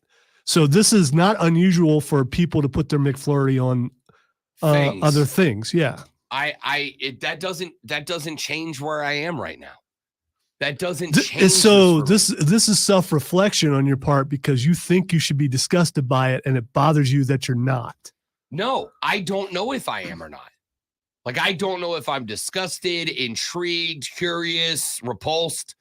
I don't know what I am. Like, my knee-jerk reaction is no. JMO, no, absolutely not. But then there's the other part of me, and maybe this is from working with you for too long, that's like, I kind of want to go do that now. Well, I kind of want to give it a run. I think my biggest concern about it is what made him think, hey, I think I wonder what this would taste like. I think it's more what the motivation was originally. I mean, because I'd say more times than not, you try something like that and go, oh, that was a bad idea. But every once in a while you go, I wonder what that would taste like if I put this on that. It's like adding an ingredient if you're cooking. And you decide, well, let me go with a pinch of this and see what that does. It's the same sort of thought process, I suppose. I just don't know. Like, if you think about it, every food that we love was invented by somebody trying something, right? Everything we love was invented by someone who has tried something. And at the end of the day, that person, when they tried that thing, was likely looked at like an absolute psychopath as well, right? Double D, who is our video producer for Bet for the Cycle on Saturdays, informed us in a food take that I don't know for a fact, but I'm willing to bet money on, is going to further push Lonzo and I apart from each other. This guy is a big Kraft mac and cheese guy. It's a go-to snack. And I got zero problem with that. To the point that I can even tell you how to make your Kraft mac and cheese a little bit creamier. You know, the secret is don't use water, use milk. And when you use milk, put just like a teaspoonful of heavy whipping cream in there with it. Well, my wife will put milk in instead of water. So use milk instead of water, put a little bit of heavy whipping cream. And if you want to go bananas, when it gets to like where it's getting thoroughly cooked through, but before you take it off the stovetop, I'm assuming you're stovetop people because you're not heathens. Take you a fistful of cheddar cheese, just shredded cheddar cheese. So if you did it in a microwave, you're a heathen? You're a heathen, 100%. They make those microwavable things for a reason. Take the time to make yourself some good mac and cheese. Okay, right? whatever. Stop judging. So right before it's done, before you take it off, but when it's getting close to take it off time, grab yourself a fistful of just Kraft shredded cheddar cheese and throw it on top and mix that in there. It is going to cream that mac and cheese up for you. So Double D and I, we're going through like our goat level snacks when you're kind of in a hurry, but like you want something that's a little more filling than a granola bar. And he went, yo, Kraft mac and cheese. And I said, yeah, I completely agree. That's a good pick. And he said, and then I put ketchup on it. And I was like, excuse me. Yeah, it's basically spaghetti. It is not. Yeah, no. Yeah, it's basically spaghetti. It is. You're putting a tomato product into pasta. That's spaghetti. No. That is a poor man's No, spaghetti. It it's absolutely not. is. Okay, explain to me why it's not. Because sugary tomato paste is not marinara. Okay? It's not. It's just not the same thing. Is ragu marinara? That's like jumping on a bike and being like, do you like my car? No, it's not a car. Is ragu marinara? Yes, those are Is it? marinara. Are they? Yes. Are you sure? Because They are closer than tomato I'm pretty sugar sure paste. they say spaghetti sauce, and if you look in the ingredients, tomatoes are in there. First off, I knew I was going to win my bet that this was going to drive a wedge further into the strained relationship we have here on the Weenus and Pitt show. By the way, I don't know what the strain is. Sometimes The strain is approving ketchup on mac and cheese like a lunatic. You are a foodie elitist, and apparently you're unwilling to try new things. I'm not a foodie elitist. I literally just told you one of my goat snacks is Kraft mac and cheese. You know what I'm doing on the way home today? I'm dieting for the wedding. I am stopping on the way home today because the Little Debbie Christmas tree snack cakes are out in stores, and they're the best thing in the world. In the whole world, they're the best thing. Why'd you throw that in there while you were talking about dieting? Because the point is, I'm not a foodie elitist. I'm just a basic, decent person. No, I mean, And you had the sugary same tomato reaction paste. about eating cold hot dogs. So here's the thing. You know, there's this projection thing. I believe I went to like one class for psychology. There's this thing called projection where you project things onto other people. You're the weird one when it comes to food. You're the one who's overreacting to all the stuff that everyone does, or quite a few people does. And maybe you think maybe it's you. Maybe it's not me. Maybe it's not Double D. Maybe it's you. If you take the time to make yourself Kraft macaroni and cheese. By the way, I've done that. What he's talking about. It's a poor man's spaghetti for sure. It is not. And then you take All right, Emerald Lagasse, what makes you the expert on food? You can't say if something is or isn't. It's a poor man's spaghetti. Okay. What would you know about being a poor man? My bike is a car. No, you it's don't. not. You Those don't are know what different hard things. times is, Daddy. Those are different things. Okay? They're different things. They're different things. If you Wait, take my the bike is a time- car? Yeah, it's the same thing. They have It's- wheels what's- and they go. Huh? It's a poor man's car. That's ridiculous. Correct. I agree. Just like I agree that ketchup on Kraft mac and cheese is spaghetti. Do you know where you Get are? out of here with that. Do you know where you are? You're in the South, man. People do that all the time. No. Yeah, they do. I love that you say that as if I am not from the South. You're not. You're from I have Florida. been here longer than you. In Florida? Yes, which is in the South. Which I is- am from no. a place literally called Lower Alabama. By the way, Florida is just Ohio and Michigan. No, that's all the it is. Florida Panhandle is just more Alabama. I've been there a lot. Yeah, you're going to try to tell me that people from Alabama don't put ketchup in their mac and cheese. No, Yeah, they do. and if they do, they're lunatics too. You know, if you really want to spice it up, chop up some hot dogs and throw them in there. Texture said poor man's spaghetti is ketchup and ramen. That's still closer, but awful. How's that any closer? Because It's that putting is- ketchup in noodles. I Because mean, spaghetti is a specific type of pasta. Is Not it? just every pasta spaghetti. Is it? Yes. Yeah, okay. That's why they have different By the names. way, by the way, spaghetti sauce, Penne, rigatoni, spaghetti sauce spaghetti. and marinara, two different things. Yes, thank Right. you. Earlier, you tried to act like they were the same. That's why I asked you about No, ragu, which is you spaghetti did. sauce. It's not marinara. You know what the hell I meant.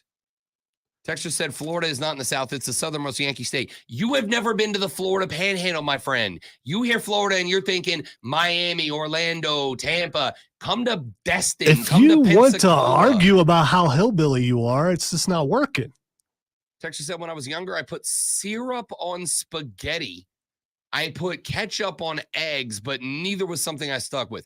I'm going to tell you right now. A lot of I people am put fine. ketchup on eggs. I am You're fine okay with that? I am fine with ketchup on scrambled eggs. Scrambled eggs. Let's be very clear. Scrambled eggs.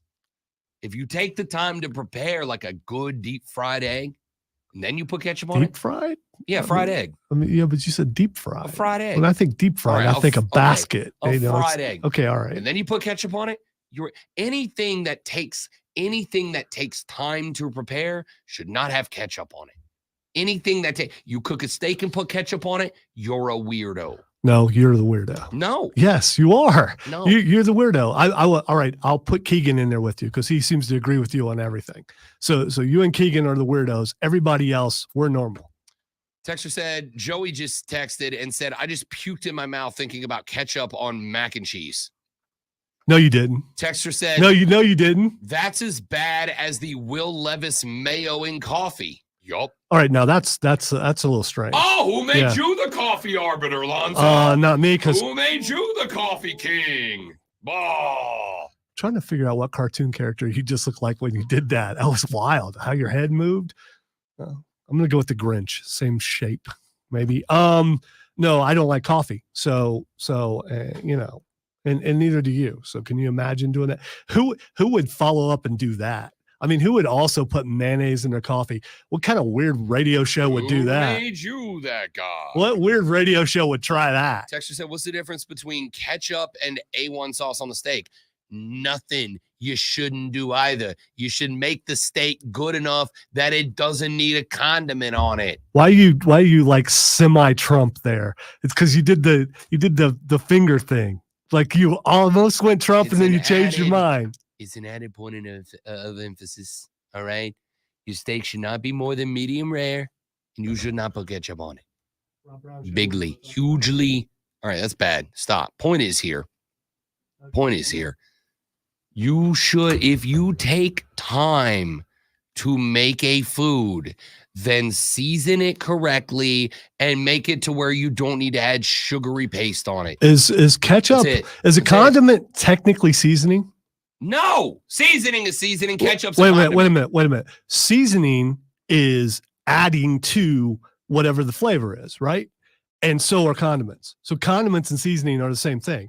Condiment is a form of Of all seasoning. the wrong things you've said, these things are definitive. I am forcing you to re-examine your thought process, and it's disturbing you, and so you just want to go to break. Seasoning is salts, peppers, herbs, and spices. Condiments are sauces or toppings. Seasoning. They both do the same thing. No. Yes, they do. Seasoning, They add flavor to something. Seasoning is cooked into the food. Condiments go That's on not top true of it. because salt and pepper are added afterwards. Not if you're cooking right. Cook the salt and the pepper into the dish. Okay, so you don't have a salt shaker. Yes, I have a salt shaker. Okay. But if I am cooking in, and if I need to add more, I will. But if I do it correctly, and I do, because I know what the hell I'm doing, that's why you should listen to me. You're losing this one, but I'm that's not fine. losing this one. Lunatics out here. All right. Rob is right about the Panhandle, though. Destin, Pensacola, pretty deep south. Yeah, no, I know. I've been there.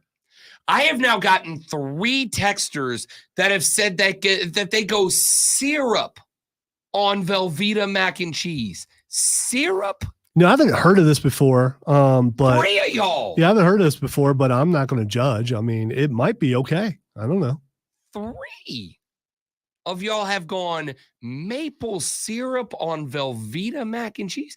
And Velveeta's got that real good, thick, creamy cheese. And you go syrup on that. Oh, man.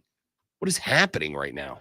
We need to find some peace between us. And I don't know about you, but I feel like giving something away. And I feel if we do that, you and I could at least be on the same page. I accept. Let's get Fermi. Not Fermi. No, Fermi. Yeah. No, we are going to give away TSO. TSO tickets. That's right. We're giving TSO tickets away. We've given away so much stuff. We have, because we're giving people. That's what we are. That's what we do. And it's true. We are giving you bad opinions like ketchup goes on mac and cheese and TSO tickets. So if you would like 2 tickets to go see Trans-Siberian Orchestra coming up this Saturday at the Bon Score Wellness Arena, you need to be caller number 4 right now. Caller number 4, 844-326-3663. 844-326-3663. Caller number 4 right now, winning 2 tickets to go see Trans-Siberian Orchestra's Christmas Extravaganza this Saturday at the Well. Caller number 4 wins, and we're back after this on the Rob Brown Show in the Fan Upstate.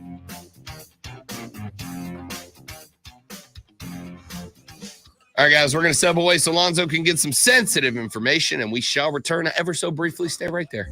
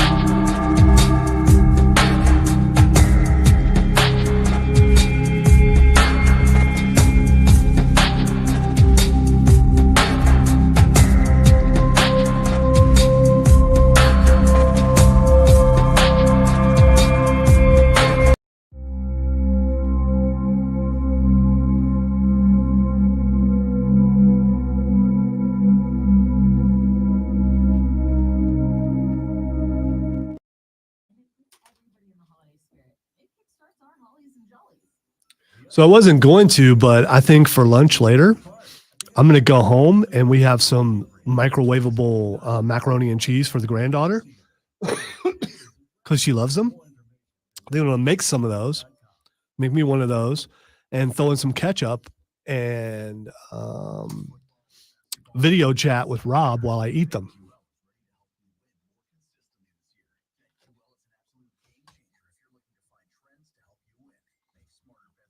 I'm sure he'll definitely answer that call.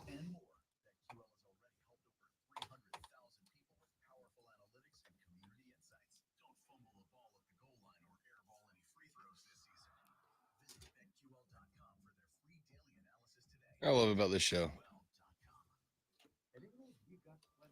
We bring up a food take and the text line just explodes.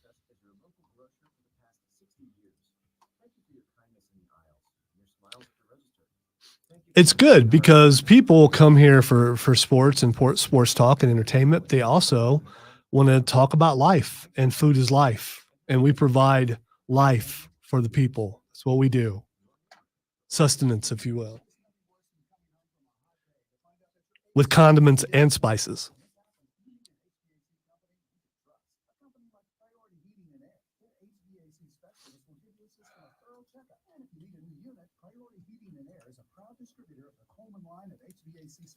So keep your family or business cool this summer and give Priority Heating and Air a call today at 591-1847 or find them online at PriorityHeatingandAirHVAC.com.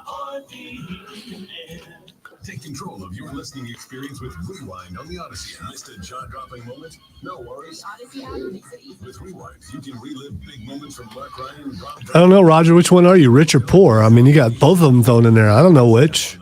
Does that mean middle class? I don't know.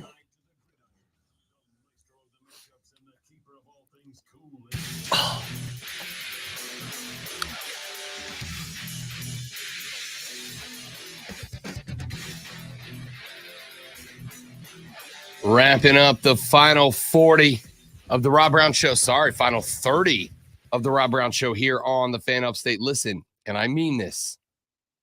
I am not talking about mac and ketchup anymore. Okay? Not doing it anymore.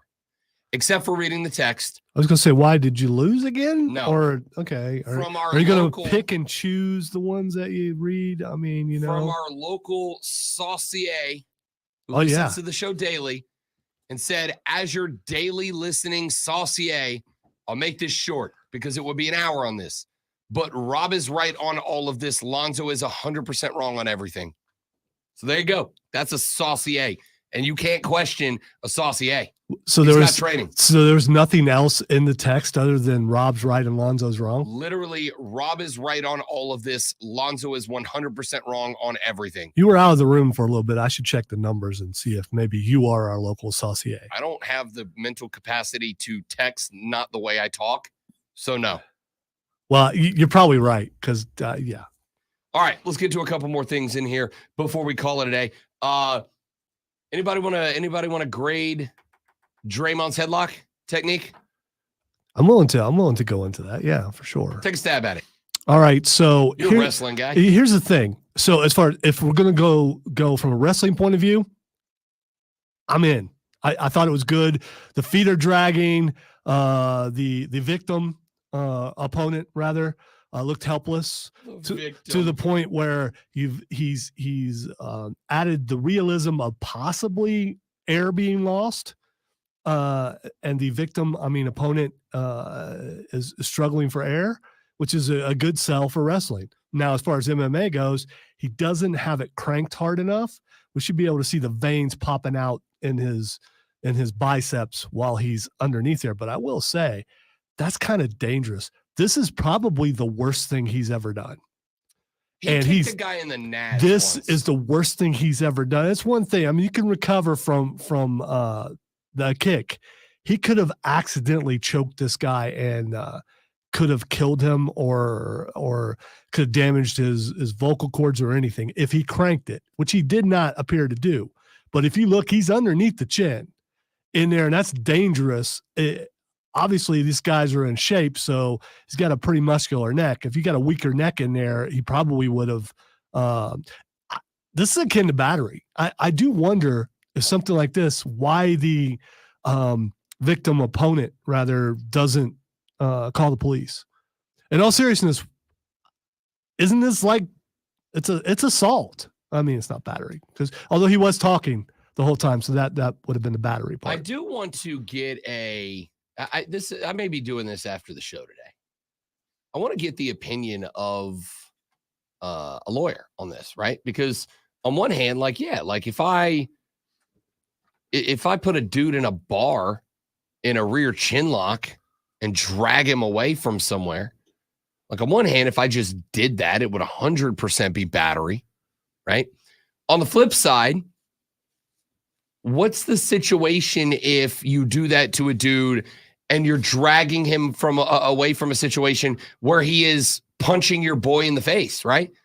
Not that Rudy Gobert was hitting anybody yet, but he was in a spot to, and Draymond was getting away. And then there's the added level of this takes place in the midst of a heated athletic competition, right? Like I assume that there are different rules, different protocols, different definitions that go into these things based on the context of a situation that change it up. If I'm in the middle of a basketball, an NBA game, which is obviously a very heated, passionate environment, and on top of that, I am the last person to get involved in a conflict that is already taking place, and I am dragging one of their guys away from beating the hell out of one of my guys, because while Draymond's a big dude, Rudy Gobert's a bigger dude, right? Like Draymond had to go up and get that dude. So if I'm dragging him away from a conflict where he is about to just smoke one of my own guys, does the context of that change anything? All right, let's play a little game. WWE, AEW, or UFC as far as the choke goes. Where does it fit best? That one? Yeah. Oh, that was somewhere between an AEW blood and guts fight and a low-level MMA fight. You know what? I can't go with AEW here. I'm going to go more UFC because AEW, one of them would have had blood. I mean, it was very early in the contest. That was a dude. Moxley bleeds like within 25 seconds of a match usually. That was a dude running down the tunnel to disrupt the match that was just getting started. So we've got this. We've got the situation going on, and I haven't really gotten into it. All right. They just showed. So he had him hooked. Oh, he's got the and hook then he's got the wrist lock. Yeah. On, I mean, so you can get the connection hard enough, but he does not crank. If he cranks, then for sure, so he need to go to jail. Yeah. But I still don't see why. Dragging Gobert backwards, like he is, and that's a big. Rudy Gobert is a big dude, and he is dragging him backwards by the neck. And I don't know how much of it is acting, but Gobert has a look in his eyes like he's panicked a little bit, which is what you do when someone starts taking the wind out of you. I don't know if it's panic as much as, because the other aspect is these guys are in a basketball mentality. I think he would almost think, honestly, and this is going to sound weird, I think he was looking for a call, right? Like he's looking at the refs because you see his face, and so here's the thing. If you are in a rear naked chokehold, which is effectively what that was, and you're getting dragged around, if you are truly genuinely panicked by the hold, you are going to get that arm and create separation so you can keep breathing and not go to sleep, right? You're going for the arm. Rudy's got his hands out and extended in the classic where's my call pose, right? He's got his hands extended like a wide receiver looking for a PI, like a center looking for the foul on the dunk that he missed. It's a classic like where's my call? And his eyes are open like where's my call? Where's my call? If I'm Rudy, I'm mad because if someone's doing that to one of my teammates, I'm punching that dude in the face. I mean, someone needed to come across and punch Draymond Green right in the face. But see, again, Draymond was the last guy on the scene. Rudy was in the midst of the fight, and Draymond came in and removed him from the fight. In fact, I would even go so far as to say that, yes, the chokehold looked like the most dramatic on camera. Draymond was one of the only players actually trying to break it up. All right, Deuce hits us up on the X and says 17 years of law enforcement experience in South Carolina. Assault is an attempt to cause harm or injury, and battery is actually making contact. I've got those definitions, and I appreciate the text. That's from Duce Poppy 2 on the Twitter. Sure it's not Deuce? I mean, why you got to go Duce? Because DUC is Italian. That's Duce. Is it? Yeah. Are you sure? Deuce has an E in it. Yeah. Yeah, you're right, but it could be spelled that way. I don't Either know. way, What's the other one that's spelled irrelevant. like? Is it spelled the same way? It's not irrelevant. So here's my Awesome. question. Here's my question.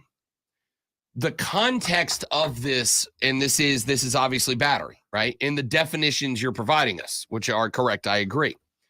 But in the context of Draymond Green was the last guy to arrive to the conflict, and he removed Rudy Gobert from the conflict. If I roll up into a bar with a couple of my buddies, and a couple of my buddies get into a scrap, they get jumped, right? Let's say we get jumped just for the sake of making it more convoluted. If I roll up to the bar with a couple of my buddies, and a couple of my buddies get jumped, and I roll up into the fight after it started, and I grab one of the guys that is fighting and beating up my buddy, and I grab him and I pull him away from the fight.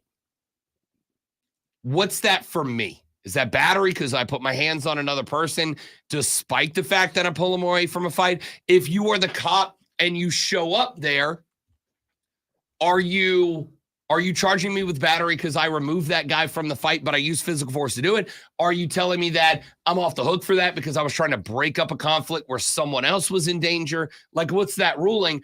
But I'm also intrigued as to, like, where the hell was NBA security here? You know what I mean? Like, how is the NBA security not jumping, like diving in between these guys to break them up? Where's Adam Pierce? Where's Adam Pierce and all the indie guys wearing the black polos to break this thing up? Because to me, Rudy Gobert in the conflict got removed from the conflict by Draymond Green, but the way he did it, I think, is that what makes it dramatic? So the way he did it? Like physically seeing a choke. Like if he underhooked the arms and dragged him, are we having the same conversation? Yeah, it's different. It's a chokehold. The chokehold, we haven't seen that before that I can recall in basketball. And anytime something's done for the first time, you get to worry that this could become a trend. And because of that, they need to come down hard on him. Even though he's the one that was trying to break up And the fight. that's not how you break up a fight. And he's very much a repeat offender. He is a repeat offender. That is for sure. If that's LaMelo Ball, first time, is he off the hook? Like, is that a different story? I don't know, man. This whole thing's weird. Texture said best thing these days is to walk away. Too many cameras to fight like the old days. Sorry, your boys will have to handle it on their own. I don't know, man. Like, if my dudes are getting trounced, am I obligated to watch them get trounced? Do I have any right to step in and be like, nah, I'm not, like, it's not going down like this. He didn't drop an elbow on anybody. He didn't come in swinging. He didn't connect with Rudy's chin. He just pulled him out. Texas says, I'm flying like Superman out of the court. Roman Reigns' Superman punch from Draymond, dramatically different than the chokehold and drag backwards. I don't know. This whole thing's weird. The NBA is definitely going to have a complicated response to this, I think. Let's take a break. We'll come back. We'll wrap this bad boy up. You guys interested in all of this F1 race on the streets of Vegas coming up? Like, even if you are an F1 guy, you are already. But for those of us that are not F1 people, they're racing in Vegas down the strip this weekend. Are we tuning in for that? Let's talk some football. Let's talk some racing. Who knows what else when we come back on the Rob Brown Show on the Fan Upstate.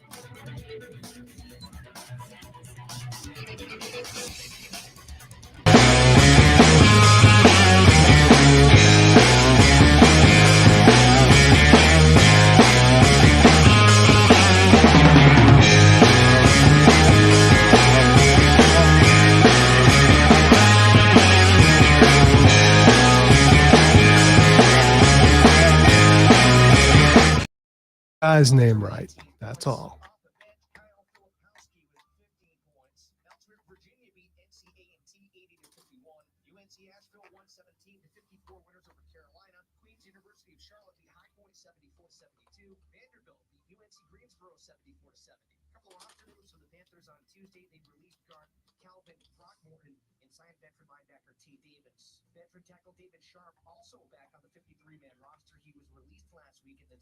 Oh.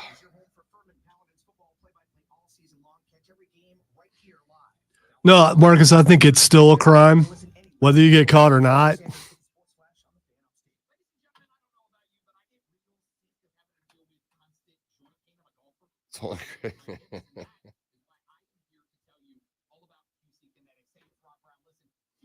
If I rob a bank and no one saw me, it's still a crime because it's against the law.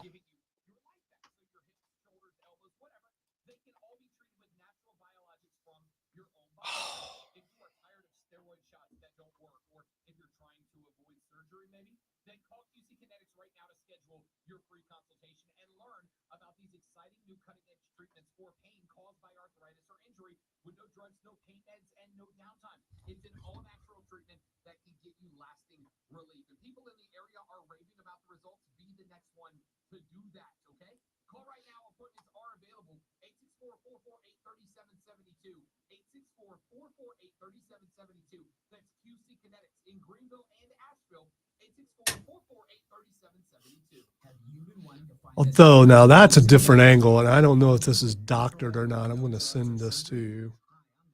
I just got a text from my brother who is tuned into the stream for the first time since the locks got locked, and he's very disappointed. As well, it should be. Look at the picture in this angle. Again, I don't know if it's doctored, but this makes it look like looks way dramatic. It looks like he was flexing. Yeah. But he's also a super jacked athlete. Like, it's probably hard for him not to look like he's flexing.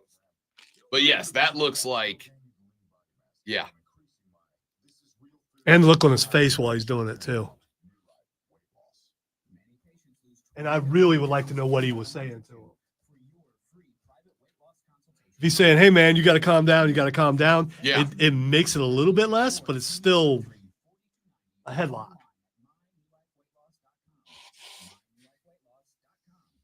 But I'm sure that's not what he was saying.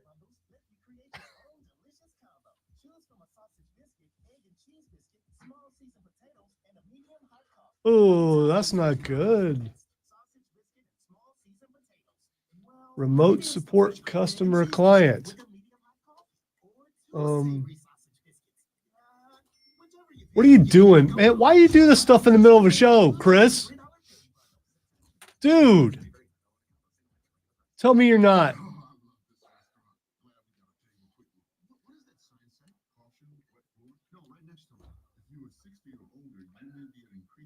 A little warning would have been nice. What if I needed to get in there, which I do?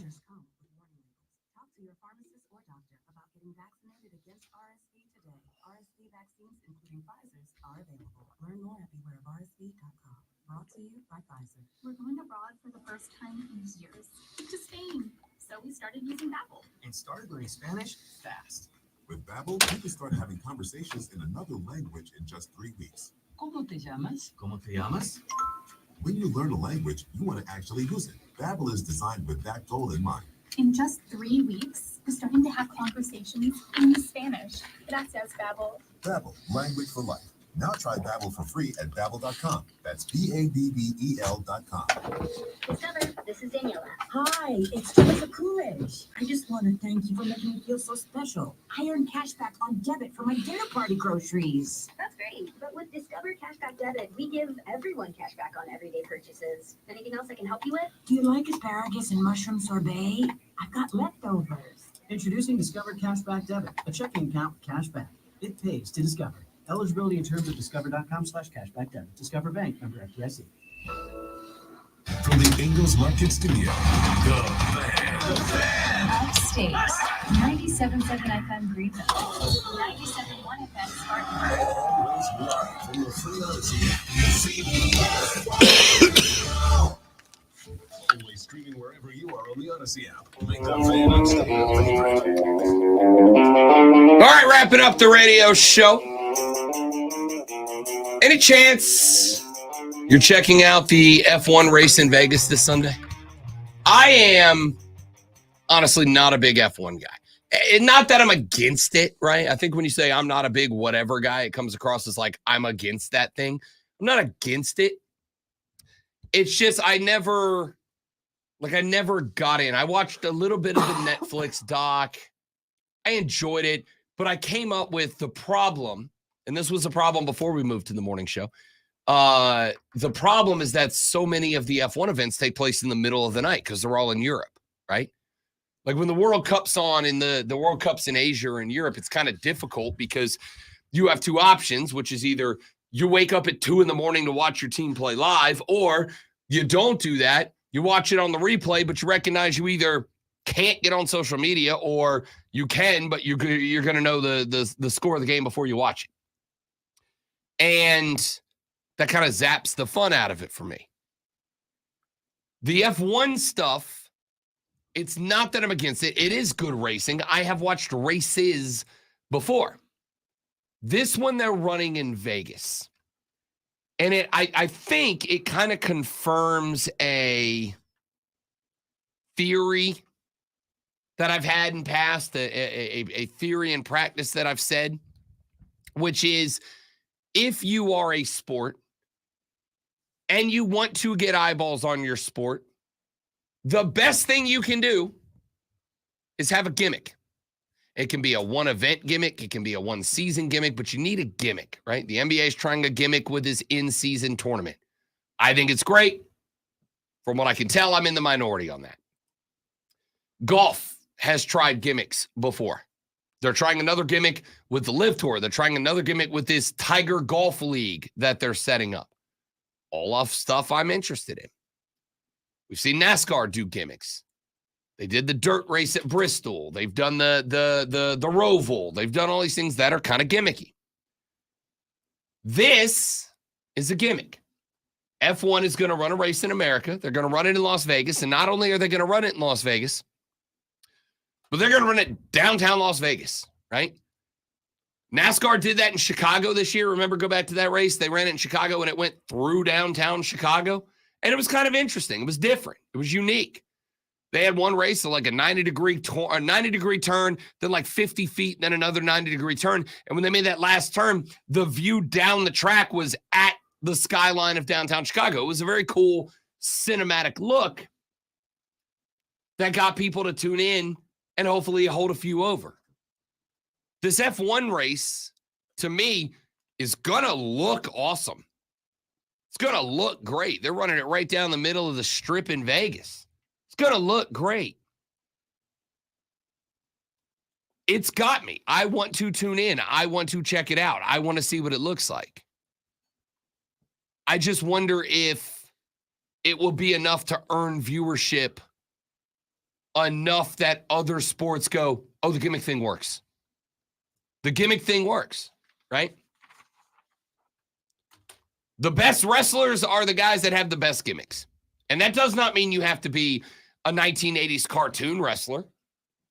You can have a gimmick that is just kind of a caricature of your real life. As long as you portray it well and people connect with it, you're good. That's true of every sport. Gimmicks work. That's why people do gimmicks. This is a great gimmick for F1 racing. I'm just curious as to if anybody is going to check in for it. I know that there's not a lot of like a lot of deep thoughts and deep talk about this. But I find it very intriguing because it is a sport that does not have a huge American following that is trying to get one. What would be better? One or two of these gimmick races in America or year, or F1 racing demanding that teams pack up their whole thing, fly it to the U.S., and we run 4 or 5 races a year. I don't know. I'm intrigued. Any chance you tune in to check this thing out? NFL is going on, so no. Well, I'm going to be honest about it. So I would rather watch NFL over just about anything. So I feel like this is going to be like, I feel like it's going to get the little screen for me. I feel like it's going to get one of the little screens. Like I'll pop it on a little screen. So I'll go Saints game. Well, actually, the Saints are on the bye this week. No Saints game. So I'll go Carolina on the biggest screen, Atlanta on the screen underneath that. Third interesting game on the fourth screen, F1 on the little screen, just to see it. And I'm not going to lie, maybe something that I watch for like 20 minutes and then I'm like, all right, I've seen it. It looks cool. And it may be that I finish that race and go, oh, turns out I'm an F1 fan now. Who knows? We'll see. Anyway, that's enough of that. And now, the Rob Brown Show presents Twitter. All right, time to ask Rob what the X is going on. The first thing that's Xing is Madam Web. Trailer? Okay. Dropped about 10 minutes ago, 15 minutes ago, something I know like what that. we're doing when the show's over. It looks like it's about 3 minutes long also. Really? Yes. I'm intrigued. The Marvels is very clearly there are spider people in it. No Spider Spider-Man, but Spider-Woman's in it, and it looks like somebody else who I don't know who they are. Okay. So yeah. Listen, I am intrigued. I hope Madam Web is good. There's a concern though, because Marvels, even though I thought it was a good movie, supposedly bombed and already. And they don't believe it's going to make the money back. And there's a thing that I guess is real, is superhero fatigue. But I think it's more about theater fatigue to a degree. But then there again, Barbie happened. So, I mean, I don't know. I had this discussion with a buddy of mine, Tim, on Twitter 2 days ago. And here's what I said, Zoe, and I want to bring it to you now since we have 2 minutes left and you are the expert. I said, here's what I think happened. What I think happened is the stakes created through Endgame were the highest the stakes could be. Destruction of the universe. Highest the stakes could be. And the problem is, in ramping up to that moment, you have created a world where unless you just do a really good job, anything that is lower stakes than that, it's like it's not, you're not on the same scale, right? Like Daredevil saving Hell's Kitchen doesn't really compare to Cap, Thor, and Iron Man fighting Thanos with the very existence of the universe. Yeah, but it's more about using obscure characters, which is what they did in the first place, taking a bunch of characters that weren't the big names and turning them into big names. Spider-Man's still going to be a hit no matter what. Sure. Because it's Spider-Man. Now, I compared that just like to Batman. Spider-Man, Batman, you're probably going to win every time. 100%.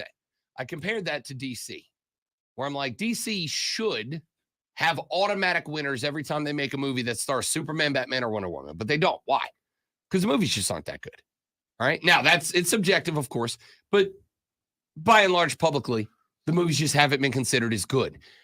My fear is Marvel's going to get to a point where superhero fatigue is a thing, theater fatigue is a thing, but also because they lowered the stakes and they haven't really shown us where the next round of high stakes is going.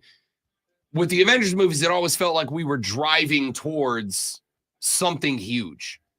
Are you getting that vibe right now?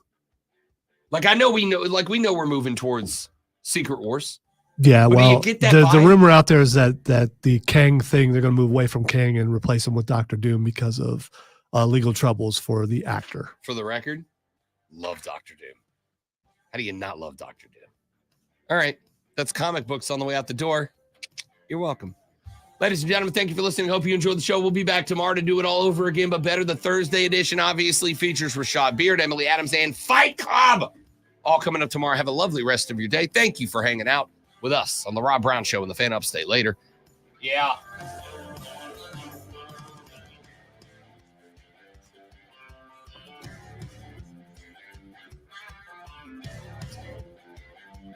All right, dudes and dudettes. I have been summoned to the boss's office. So, yay. Have a lovely day. You're all beautiful people. Thanks for hanging out. Goodbye.